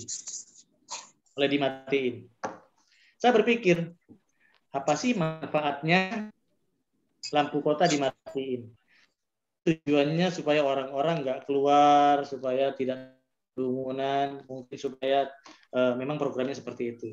Tapi kemudian saya mikir, positifnya apa? Positifnya mungkin itu yang jadi target pemerintah. Apa negatifnya ternyata, saya hampir jatuh naik motor tadi. Karena gelap. Waduh, risikonya nyata. Yang kedua, ada kawan yang mengatakan bahwa akhirnya keamanan mulai terganggu, rawan sama begal sama kejahatan. Nah, ini contoh kita melihat satu tema yang sama soal lampu mati, tapi dengan kacamata yang berbeda. Dan kita bebas mau mengatakan apa saja. Termasuk di netizen, itu kita nggak bisa menghalangi. Yang terpenting kita adalah fokus kepada pola pikir kita. Kita mau pakai kacamata hitam atau kacamata putih, dengan pola pikir yang positif atau negatif. Seorang trainer, motivator, atau seorang mungkin konus rata-rata yang selalu berbagi kebaikan tanpa batas, wajib memiliki kacamata positif agar memiliki kebaikan tanpa batas. Oke, baik Ibu Vera, apakah sudah bisa terjawab Ibu? Oke. Kalau sudah tersenyum berarti sudah cukup memahami ya. Mungkin sedikit saya tambahkan, kalau seorang moderator tidak memahami materi, tadi sepertinya saya singgung ya, seorang moderator itu harus cerdas, harus bisa menguasai materi yang disampaikan oleh pemateri. Karena netizen itu maha benar. Terkadang kita sudah paham saja, kita sudah mencoba memahami aja masih ada aja. Nah, kalau ternyata memang moderatornya seperti itu, komen netizennya seperti itu, ya sudah pasrah, terima saja. Ya memang kondisinya seperti itu. Kan seperti itu ya. Baik, mudah-mudahan Bu Vera sudah cukup terjawab oleh Pak Edi. Pertanyaan berikutnya, Mbak Dian Arkanda. Bagaimana cara menumbuhkan rasa percaya diri di hadapan audiens? Karena beberapa kali menjadi MC, sepertinya saya kurang percaya diri melihat audiens yang paling banyak. Ya. Jadi grogi, Mas Edi, melihat orang banyak grogi. Nah, dari grogi ini kadang-kadang muncul tercekik, iya satu, muncul lagi kadang-kadang kalimat yang sudah tata bagus itu hilang semua, kan seperti itu. Nah, ini pertanyaannya adalah bagaimana cara menumbuhkan percaya dirinya supaya nggak hilang semua apa yang sudah disiapkan itu, Mas Ed. Oke, kalau secara teori mungkin semuanya bisa sudah banyak yang tahu ya secara teori ya, persiapan, materi dan lain-lain pasti sudah tahu. Tapi kembali lagi bahwa segala sesuatu itu tetap harus praktek, tetap praktek. Seorang apapun profesinya, pemain bulu tangkis saja bisa menjadi juara karena dia harus latihan. Bisa karena biasa. Dulu saya pun tidak pernah berpikir untuk merambah ke dunia MC. Pernah waktu kecil, waktu sekolah SMA, SMP, saya pernah punya cita-cita untuk menjadi seorang penyiar TV. Ternyata ya kesampaian tuh jadi penyiar TV. Tapi yang kesampaian adalah saya nggak lagi grogi, nggak lagi kagok. Tapi dengan berjalannya itu saya tahu ternyata mic ini banyak dipegang oleh aneka macam profesi. Pada saat bicara sebagai seorang trainer atau motivator, kemudian saya didampingi sama penyanyi dangdut, saya bingung, saya nggak bisa nyanyi. Jadi saya gemeter gitu kan. Di situ saya mikir, ternyata tidak semua orang pegang mic itu mental, nggak bisa. Tidak semua. Saya ada di posisi sebagai narasumber waktu itu. Kemudian suatu hari saya diundang sama seorang rekan MC. Rata-rata MC itu diambil dari penyiar radio yang fasih bicara ya. Penyiar radio ini rata-rata jadi MC. Nah, saya diajak, saya juga itu kan MC gimana MC, ternyata memang beda ilmu. Pegang mic-nya sama-sama biasa. Tapi begitu masuk jadi MC, beda lagi nih. Cara bahasa tubuhnya beda, bahasa ngomongnya beda. Itu yang berbeda. Jadi kalau soal lihat peserta, oke. Sekali lagi, kuasai audiens sebelum Anda mulai cara kuasai, kenali.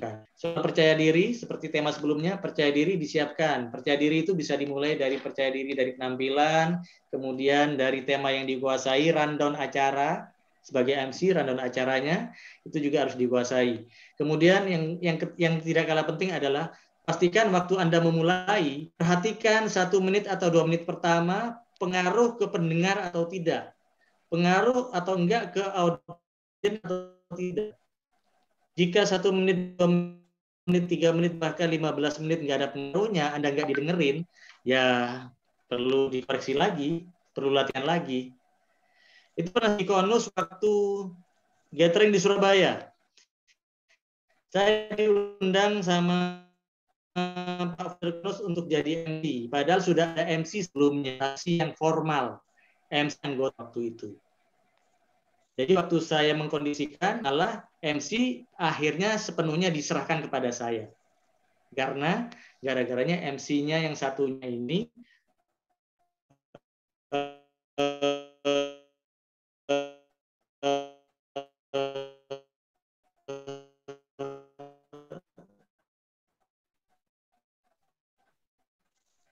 percaya diri, kenali lokasi, kenali peta, kenali situasi di situ. Itu saja, Bu. Oke, untuk Mbak Dian, mudah-mudahan sudah terjawab ya. Sepertinya materi minggu lalu ini ya, Mas ya? Ya, masih berkaitan terus ini. Berkaitan ya, supaya kalau Anda kepingin tidak gemeter, datang lebih awal. Tadi Mas Edi sudah bilang. Kemudian kuasai materi itu pasti. Kalau Anda tidak menguasai materi, jangan sekali-sekali berdiri di hadapan orang banyak. Bisa ngompol nanti, benar. Ya. Ketika diserang netizen, ditanyai macam-macam, kita tidak menguasai materi. Wah, bahaya. Jadi benar-benar materi apa yang mau disampaikan, walaupun hanya seorang MC yang bisa membaca rundown, tapi Anda juga harus pahami satu persatu dari rundown itu apa sih, ini kegiatannya apa, ini maksudnya apa, yang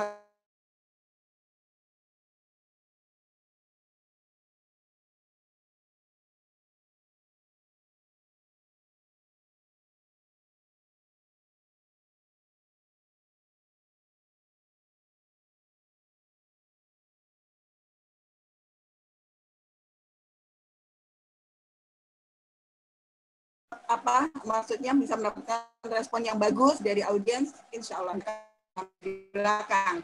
5 menit berlalu, 10 apalagi 15 menit tidur semua, ya sudah gitu ya, terima nasib, besok belajar lagi. Oke, pertanyaan berikutnya, ini Mbak Dian mudah-mudahan bisa dipahami ya, bagaimana untuk menjadi MC supaya tidak gemeter. Pak percaya diri nih, nah ini pertanyaannya Pak percaya diri ini, berhubungan tadi yang sudah disampaikan oleh Mas Edi ya, bagaimana cara mengatasi 5 menit pertama dalam sebuah presentasi supaya menarik. Ya, seperti yang tadi sudah disinggung ya Pak Prono ya, bagaimana caranya Anda harus menarik perhatian audiens di 5 menit pertama. Kalau Anda sukses di 5 menit pertama, 10, 15, 1 jam, insya Allah akan sukses. 5 menit pertama, nggak ada respon, 10 menit, tidur semua, 15 menit pulang aja dah. Nah, Mas Edi, mungkin ada yang bisa ditambahkan nih, bagaimana caranya untuk menarik perhatian di 5 menit pertama. Baik. Ini dari Pak Prono. Baik, Pak Prono, keren pertanyaannya. Itu juga PR saya setiap kali mau memulai. Kenapa tadi teman-teman saya ajak untuk begini kan?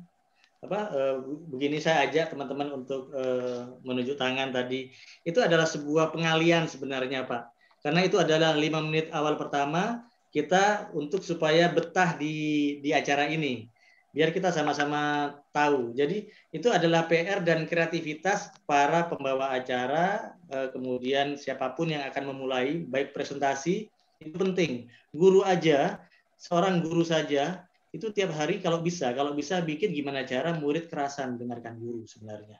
Kalau murid pada saat murid sudah pengen pulang cepat, itu jadi pertanyaan buat gurunya. Kenapa muridnya kenapa sampai hari ini banyak murid kalau ada pengumuman libur, mereka senang libur. Atau jam pulang, udah pulang. Jarang yang lupa kalau jam pulang gitu. Jadi pertama memang daya tarik itu yang perlu diciptakan. Itu kreativitas dari cara kita mau ngisi apa dulu. Kemudian cocok enggak daya tariknya, daya pancingnya.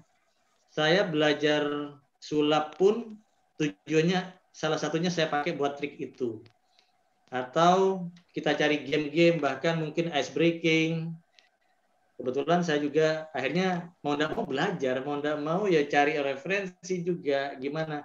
Karena pada saat saya jadi peserta, kalau saya jadi peserta, saya di situ belajar menjadi peserta mendengarkan narasumber itu. Siapapun yang diundang narasumbernya, saya akan melihat ilmunya narasumber tersebut di 5 menit pertama. Apa sih yang bikin daya tarik? Apakah saya kerasa duduk terus atau saya kesusupulan? Itu yang perlu dipahami sebenarnya. Jadi untuk 5 menit pertama memang dibutuhkan kreativitas, kalau bisa diiming-imingi dulu. Sebelum masuk ke materi, ke isi materi. Benar-benar diiming-imingi dulu dengan kreativitas apapun. Bisa game, bisa cek kesehatan. Kalau tadi saya cek kebahagiaan, mungkin cek kebahagiaan dulu. Ini pun saya mikir, apakah secara virtual ada? Saya tadi sebelum dimulai, saya sudah nyiapin sebenarnya musik senam, tapi ini online, bukan offline. Kalau offline mungkin saya ajak senam semuanya nih berdiri. Tapi karena online, ya kita juga mikir nih, apalagi semua videonya nggak muncul nih. Jadi kembali lagi 5 menit pertama memang dibutuhkan kreativitas dan itu jadi tolak ukur buat para narasumber apapun profesinya. Silakan disiapkan 5 menit pertama, kasih judul yang menarik, kasih tema yang menarik, dan kasih ya pancingan-pancingan game atau hal-hal yang bisa bikin menarik. Pak Prono, gimana Pak?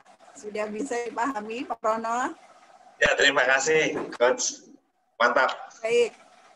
Baik.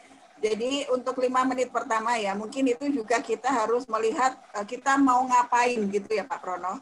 Mau jadi narasumber, mau presentasi. Kalau mau presentasi kayaknya 5 menit pertama jangan dibuat dengan gerakan atau apa, karena ya pasti akan marah bosnya ya. Disuruh presentasi kok malah ngajak mainan kan gitu ya. Jadi melihat juga materinya apa, mau menjadi apa. Seperti itu selalu kita harus adaptasi dengan kondisi dan keadaan kita ada di mana dan mau ngapain seperti itu. Oke.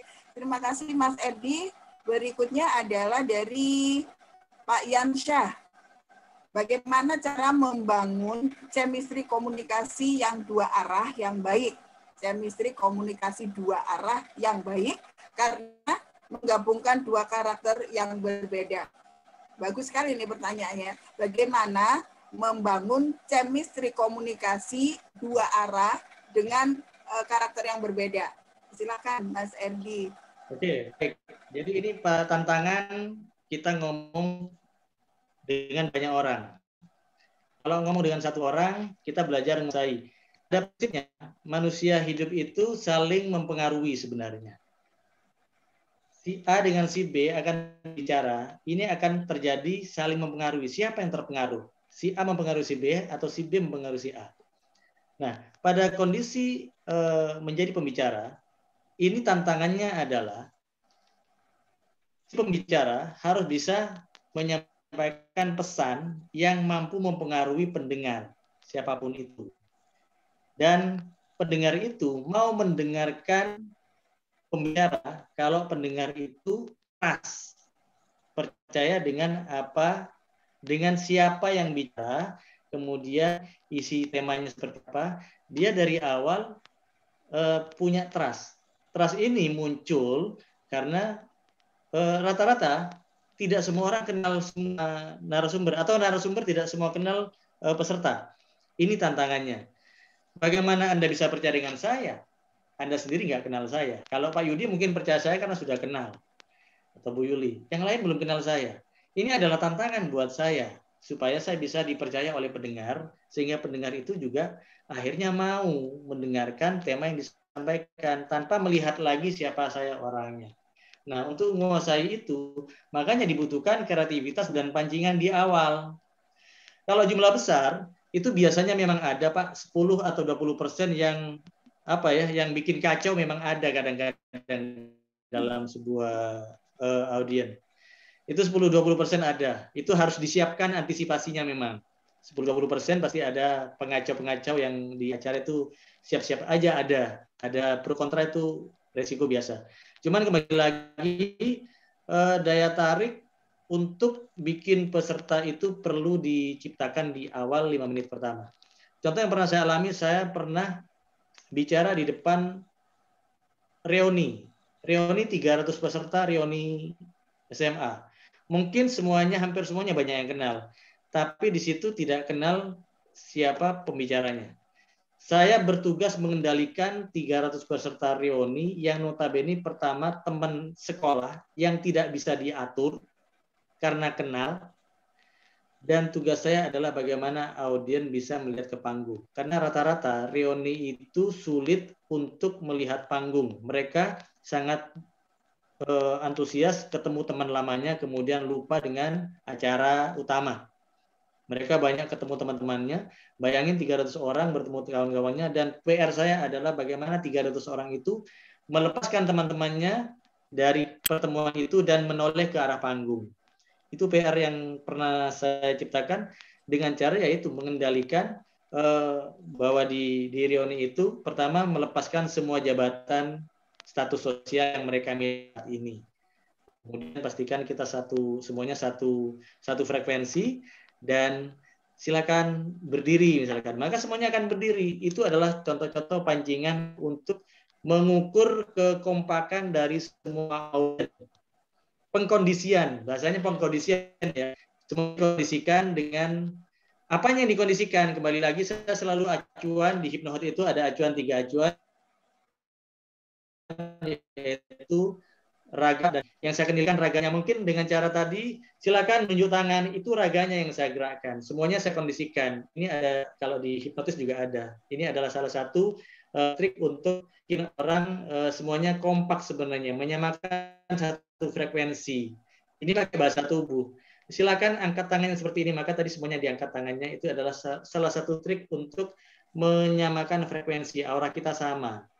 Itu salah satu yang saya lakukan, karena saya tidak tahu audiensnya itu pro dan kontra pasti ada lah. Dan itu pasti ada, tapi kita harus pandai-pandai kreatif mengkondisikan di awal di 5 menit pertama dengan mulai dari ada yang memang ada yang buka dengan senam lah, ada kan, kalau kamu senam buat kalau formal mungkin berdoa, mungkin menyanyikan lagu Indonesia Raya, itu formal-formal kan? Itu salah satu cara yang berdampak bikin aura dan frekuensi kita mulai menjadi sama. Itu yang perlu dikuasai di 5 menit pertama. Bu? Oke. Jadi untuk menyatukan chemistry komunikasi dua arah ya itu tadi. Jadi harus memahami dulu siapa audiens. Sekali lagi berkali-kali selalu saya maupun Mas Edi menyampaikan, kenali siapa yang Anda ajak bicara. Walaupun itu orang, tapi mayoritas akan terlihat kok di situ siapa audiensnya, siapa, dan bagaimana kita harus menyikapi kalau ada sesuatu yang misalnya kok tidak sesuai nih dengan saya ya.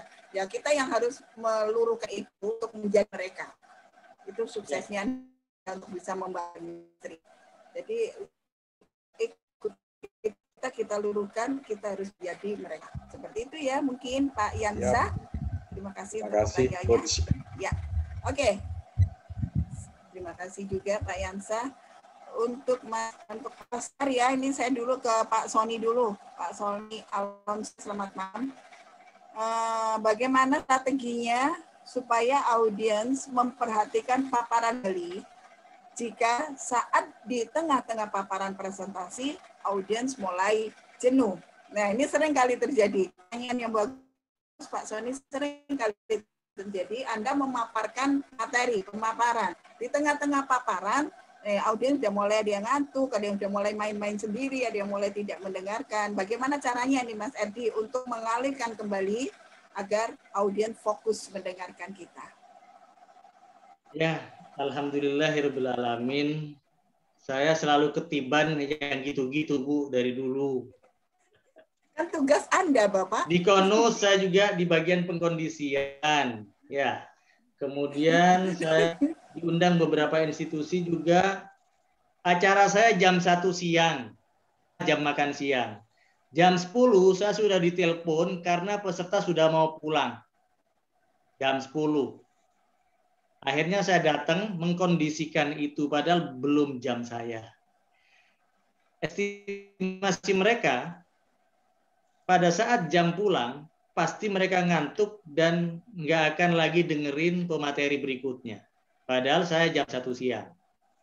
Akhirnya saya ambil alih di jam 10 itu sampai jam waktu itu jam 11 masih terkendali. Jam 11 kemudian tiba-tiba ada panitia yang membawa makanan kotak, nasi kotak lewat tapi belum dibagikan. Itu menjadi sebuah momen yang bikin mereka kesusu pulang, ambil kotak dan pulang. Resiko yang tertinggi di situ. Acara sampai sore jam 3 sebenarnya. Tapi akhirnya saya masuk pada saat jam 11 bersama nasi kotak itu bareng. Kemudian panitia mengatakan untuk menyelamatkan momen itu karena sudah banyak mau pulang. Akhirnya saya masuk di situ, tim saya yang suruh ngawali pembukaan tidak didengar juga. Akhirnya saya ambil alih mic. Ya memang ini penyelamatan akhirnya, darurat. Saya ambil mic kemudian silakan dibagikan makanan buat Bapak Ibu dan nanti silakan dinikmati setelah makan. Saya akan kasihkan tips supaya Anda menjadi tahu bagaimana. Saya kasih rahasia itu kan, bagaimana Anda bisa menjadi tahu bagaimana nasib Anda ke depan, bagaimana aura Anda, bagaimana. Saya iming-iming itu. Nanti akan kelihatan bagaimana Anda keluar dari sini, Anda tidak lagi stres, tidak lagi ada beban yang mungkin, tapi setelah makan. Atau jika perlu sambil makan. Pilih, silakan dipilih. Akhirnya mereka, oke Pak, sambil makan aja. Akhirnya sambil makan. Ya udah, saya memulai action lagi, action pemikat, action sulap-sulapan, action yang bisa bikin mereka cepat pengen tahu penasarannya, kekuatan penasaran yang saya coba lempar di situ. Dan akhirnya mereka cepat-cepat makan dan karena saya ngelempar gini, kayaknya lebih asik kalau semuanya selesai makan biar makannya enak ya. Akhirnya mereka kesusu makan, yang tadinya makanan mau dibawa pulang, akhirnya mereka penasaran, akhirnya makan di lokasi, menunggu saya, karena saya adalah orang baru muncul dan ngiming-ngimingi sebuah keilmuan yang bisa bikin Anda menjadi kemudian yang sedih bisa jadi tertawa, bisa jadi bahagia. Saya ngiming-ngiming itu aja kan. Yang ada masalah pulang dari sini kemudian masalah. Memang itu bagian dari terapi yang saya selalu jadikan bonus di setiap acara saya gitu kan. Akhirnya mereka mau. Dan pada saat selesai makan, saya minta mereka silakan semua audiens berdiri untuk memastikan bahwa Anda sudah makan semuanya berdiri semua. Itu adalah trik lagi, kembali lagi yang saya pilih adalah saya kuasai raga mereka. Itu ada raga hati yang harus saya kuasai. Raganya saya kuasai, saya kendalikan. Kemudian otaknya secara mindset mereka akhirnya mau mengikuti dan manut dengan apa yang saya iming-imingkan. Sehingga akhirnya mereka saya pengaruhi. Sebenarnya di sini ada temanya sudah masuk ke tema hypnospeaking, Bu. Jadi saya bukan sekedar bicara, karena di situ ada hipnonya sudah. Sehingga hampir selesai manut berdiri, akhirnya manut angkat tangan, akhirnya semuanya kayak pulang. Sampai akhirnya yang ditelepon-telepon sama temannya atau ya, ntar acara saya, ntar lagi saya pulang. Akhirnya mereka menunda untuk pulang. Sampai terselamatkan sampai dengan jam 2. Mereka baru pulang. Hampir semuanya nggak mau pulang gara-gara saya pikat di tengah-tengah waktu genting itu. Itu yang saya alami. Jadi sekali lagi saya berbicara pengalaman, memang pengkondisian itu penting, mulai dari pembukaan, pengkondisian, kemudian pada saat berjalannya acara kan tetap diamati. Kita kenali bahasa tubuh para peserta itu, apakah sudah menguap, ngantuk, kemudian apa, itu harus pinter-pinter panitia ataupun narasumber menyusupkan selingan-selingan yang penting, bisa melupakan semua keboringan dan kebosanan. Kalau boleh saya bilang, Bu, rata-rata seminar dan acara offline saya, kadar seriusnya itu berikutnya. Yang saya kondisikan rata-rata peserta itu dibahagiakan dulu, mulai dari awal saya bahagiakan, karena pada saat mereka sudah bahagia, apapun materinya gampang masuk. Daripada mereka dibiarin boring, walaupun pembicaranya hebat, materinya tidak akan masuk. Kan hatinya bahagia, baru materinya apapun pasti dilep. Jadi pembukaan, untuk selalu bahagia sampai ke acara hingga penutup. Kebahagiaannya dijaga. Nah, ini kepekaan di praktek. Kembali di prakteknya harus membaca kondisi peserta. Begitu? Iya. Oke, untuk siapa tadi yang tanya? Pak Sony lagi ya? Pak Sony, mudah-mudahan saja sudah bisa dipahami ya. Bagaimana cara menarik kembali orang-orang sudah mulai jenuh. Pak Aski, ini Mas Doni, Pak Aski mohon izin untuk bertanya tapi dengan open mic ya. Oh ya, boleh, silakan. Langsung saja itu mic-nya dibuka.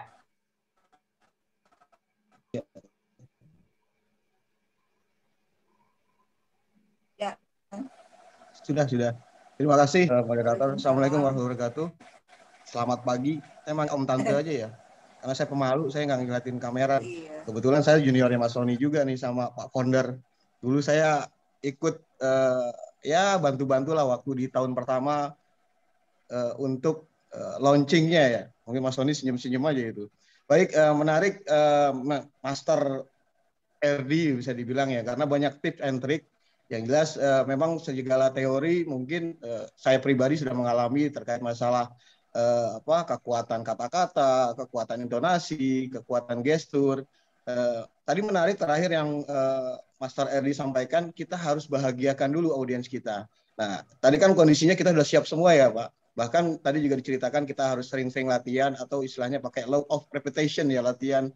Bahkan yang saya tahu juga Barack Obama tuh mau pidato aja 10 kali dia latihan di kaca, terus lihat tempatnya. Nah, mungkin kondisinya yang pernah saya alami pada saat kita tidak bahagia.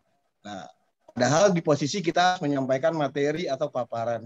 Nah, bagaimana tips and trick Master untuk mengelola kebahagiaan yang tidak ada pada saat kita harus menyampaikan materi dan memang ya kebetulan ya tidak ada orang lain selain kita. Mungkin itu Pak Master RD, terima kasih. Ya, terima kasih Mas Aski. Silakan Mas Erdi. Baik, bicara kebahagiaan. Nah, ini sudah masuk ke ilmu rasa nih, ilmunya hipnohot nih. Cara bahagia nih ya. Jadi apapun yang akan kita lakukan memang basicnya adalah bahagia. Bahagia itu sebenarnya Pak, kalau boleh bahagia itu jangan tergantung sama orang lain. Bahagia itu harus diciptakan dari diri sendiri. Kalau Anda menunggu orang lain, ya kalau orang lain itu pas ada. Kalau nggak ada, terus mau nyalakan siapa? Jadi lagi, apapun situasi yang menimpa kita, bahagia itu harus diciptakan. Saya pernah punya pengalaman lagi, satu hari tim saya mengadakan event acara training dan outbound waktu itu. Tim saya datang, pertama ketemu sebelum acara dimulai, tim saya bilang, Master, saya mau curhat masalah rumah tangga. Kemudian saya bilang, kebetulan perempuan ya, Mbak, mohon maaf, kita punya acara 5 jam ke depan. Untuk sementara, semua masalah hidupmu abaikan, lupakan, masuk ke tim saya dalam kondisi tidak membawa masalah itu, atau jika itu masih mengganggu pulang sekarang. Itu salah satu contoh kasus yang saya tangani dan akhirnya dia melupakan masalah itu dan akhirnya gabung ke tim saya, bikin acara itu hingga akhirnya semuanya acara selesai dengan baik dan lancar. Artinya apa? Jangan pernah berharap membahagiakan orang lain kalau kita sendiri belum bahagia. Semuanya akan terganggu, semuanya tidak akan optimal.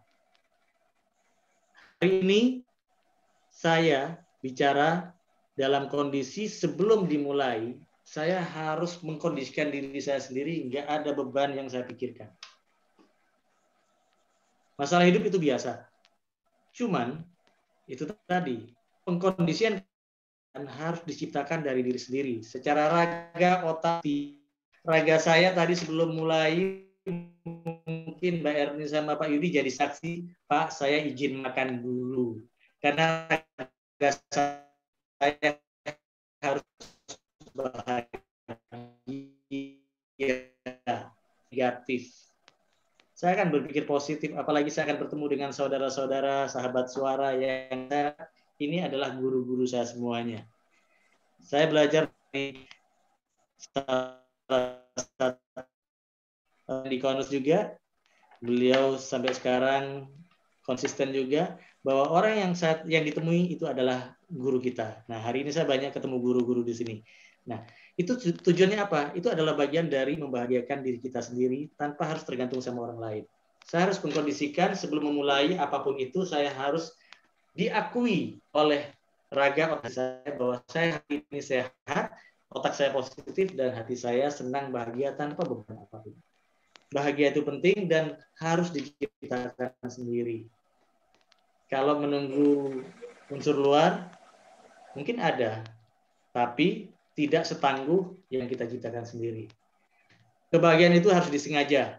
Orang jahat saja berani kok sengaja, masa mau bahagia nggak disengaja. Harus berani sengaja membahagiakan diri. Apapun masalahnya. Oke, siap. Kita harus siap. Kalau saya sendiri, saya lebih suka bahagia di atas kebahagiaan orang lain. Oke deh, Pak Aski, mudah-mudahan sudah bisa memahami bahwa ternyata kebahagiaan itu bisa kita cari ada di mana, di diri kita sendiri, bukan ada di sekitarnya. Ya, bahagiakan diri, baru kita bisa membahagiakan orang lain. Ini adalah kalimat yang luar biasa yang saya dapat malam ini. Dan teman-teman, sudah hampir 10 malam, sepertinya pertanyaan juga sudah harus saya tutup ya. Kasihan Mr. Edi sendiri juga pasti nanti sudah tidak bahagia lagi kalau terus-terusan ditanya-tanya ya. Next episode mungkin akan lebih menarik lagi yang dibawakan Mas Edi, insya Allah. Dan tutup bersama Bu sebelum ditutup ya nanti. Ya, sebelumnya saya akan menyimpulkan dulu ya. Jadi begini, ini saya kepingin memberikan contoh pada adik-adik. Menjadi seorang moderator di saat Anda akan menutup acara tersebut, Anda harus bisa menyimpulkan apa saja tadi yang sudah disampaikan oleh pemateri dan apa saja kesimpulan yang didapat. Jadi untuk hari ini kesimpulan yang kepingin saya sampaikan adalah kalau Anda kepingin menjadi pembicara yang baik, maka percaya diri harus dibangun, kebahagiaan harus didapat, dan Anda harus bisa mengenali situasi dan kondisi di mana Anda sedang berbicara. Ya, itu adalah kesimpulannya.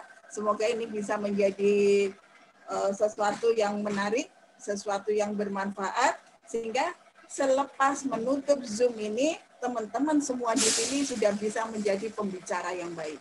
Apakah pembicara itu harus moderator? Tidak. Apakah pembicara itu harus narasumber? Juga tidak. Anda dengan keluarga, kalau bicaranya enak, keluarga pasti senang. Kalau Anda bicara nggak enak, walaupun dengan istri, pasti istri malas lah mau dengerin, suami malas mau dengerin kan gitu ya. Belajarlah jadi pembicara di rumah kita sendiri dulu. Kalau sudah jadi pembicara yang baik di rumah kita, insya Allah ke depan, kemanapun kita akan bisa menjadi pembicara yang baik. Baik, terima kasih banyak untuk teman-teman. Kita akan ketemu lagi di suara edisi minggu depan ya, Mas Yudi. Minggu depan ya, suara. Minggu depan, insya Allah tanggal berapa ya? Minggu depan lah. Minggu depan ya, insya Allah kita akan ketemu lagi, mungkin dengan materi yang berbeda lagi, yang lebih menarik lagi. Mudah-mudahan hari ini apa yang diberikan oleh Master RD bisa menjadi senjata yang ampuh untuk Anda menjadi pembicara yang baik. Anda adalah saya adalah orang yang pandai bicara, dan saya adalah orang yang bicara pandai, gitu ya. Jadi jangan hanya bicara pintar aja. Jadi saya adalah orang yang pintar bicara, dan saya adalah orang yang bicara. Dua-duanya harus diambil, jangan memilih salah satu. Kurang dikuasai ya. Harus dikuasai dua-duanya, tidak boleh salah satu. Tambah satu statement Bu. Apa? Silakan. Jadi satu statement buat kita semuanya. Buat saya juga, saya sering koreksi diri karena saya pernah mengalami menjadi seorang yang pemalu, pendiam. Maluin ya.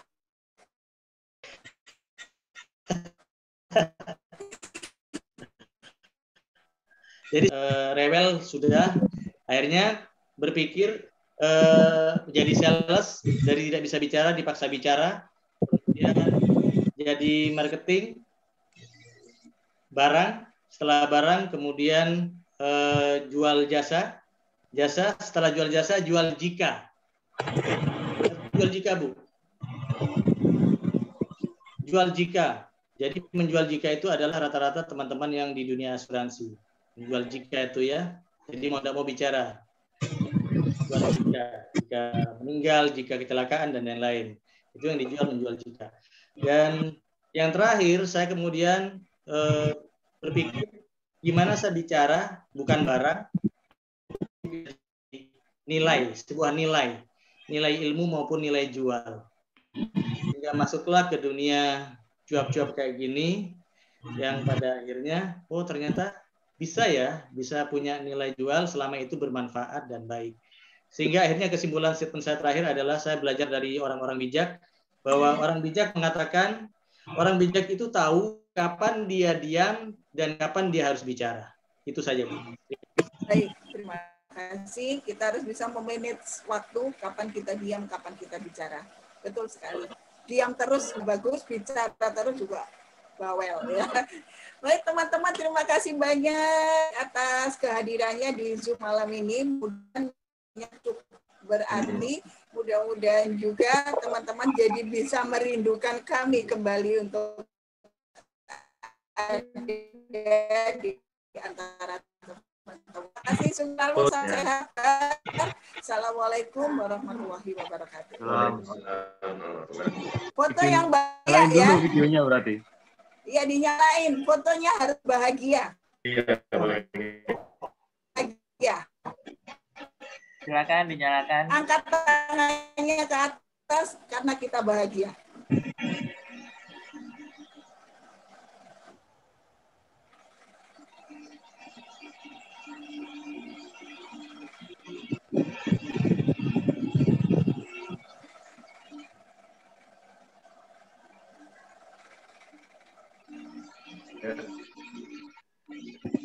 Itu sampai kering, Bu. Oke. Sudah? Ya, sudah. Sudah, Pak Dadi? Oke, Ya. terima kasih banyak. Terima kasih semuanya. Sampai ketemu di next suara ya.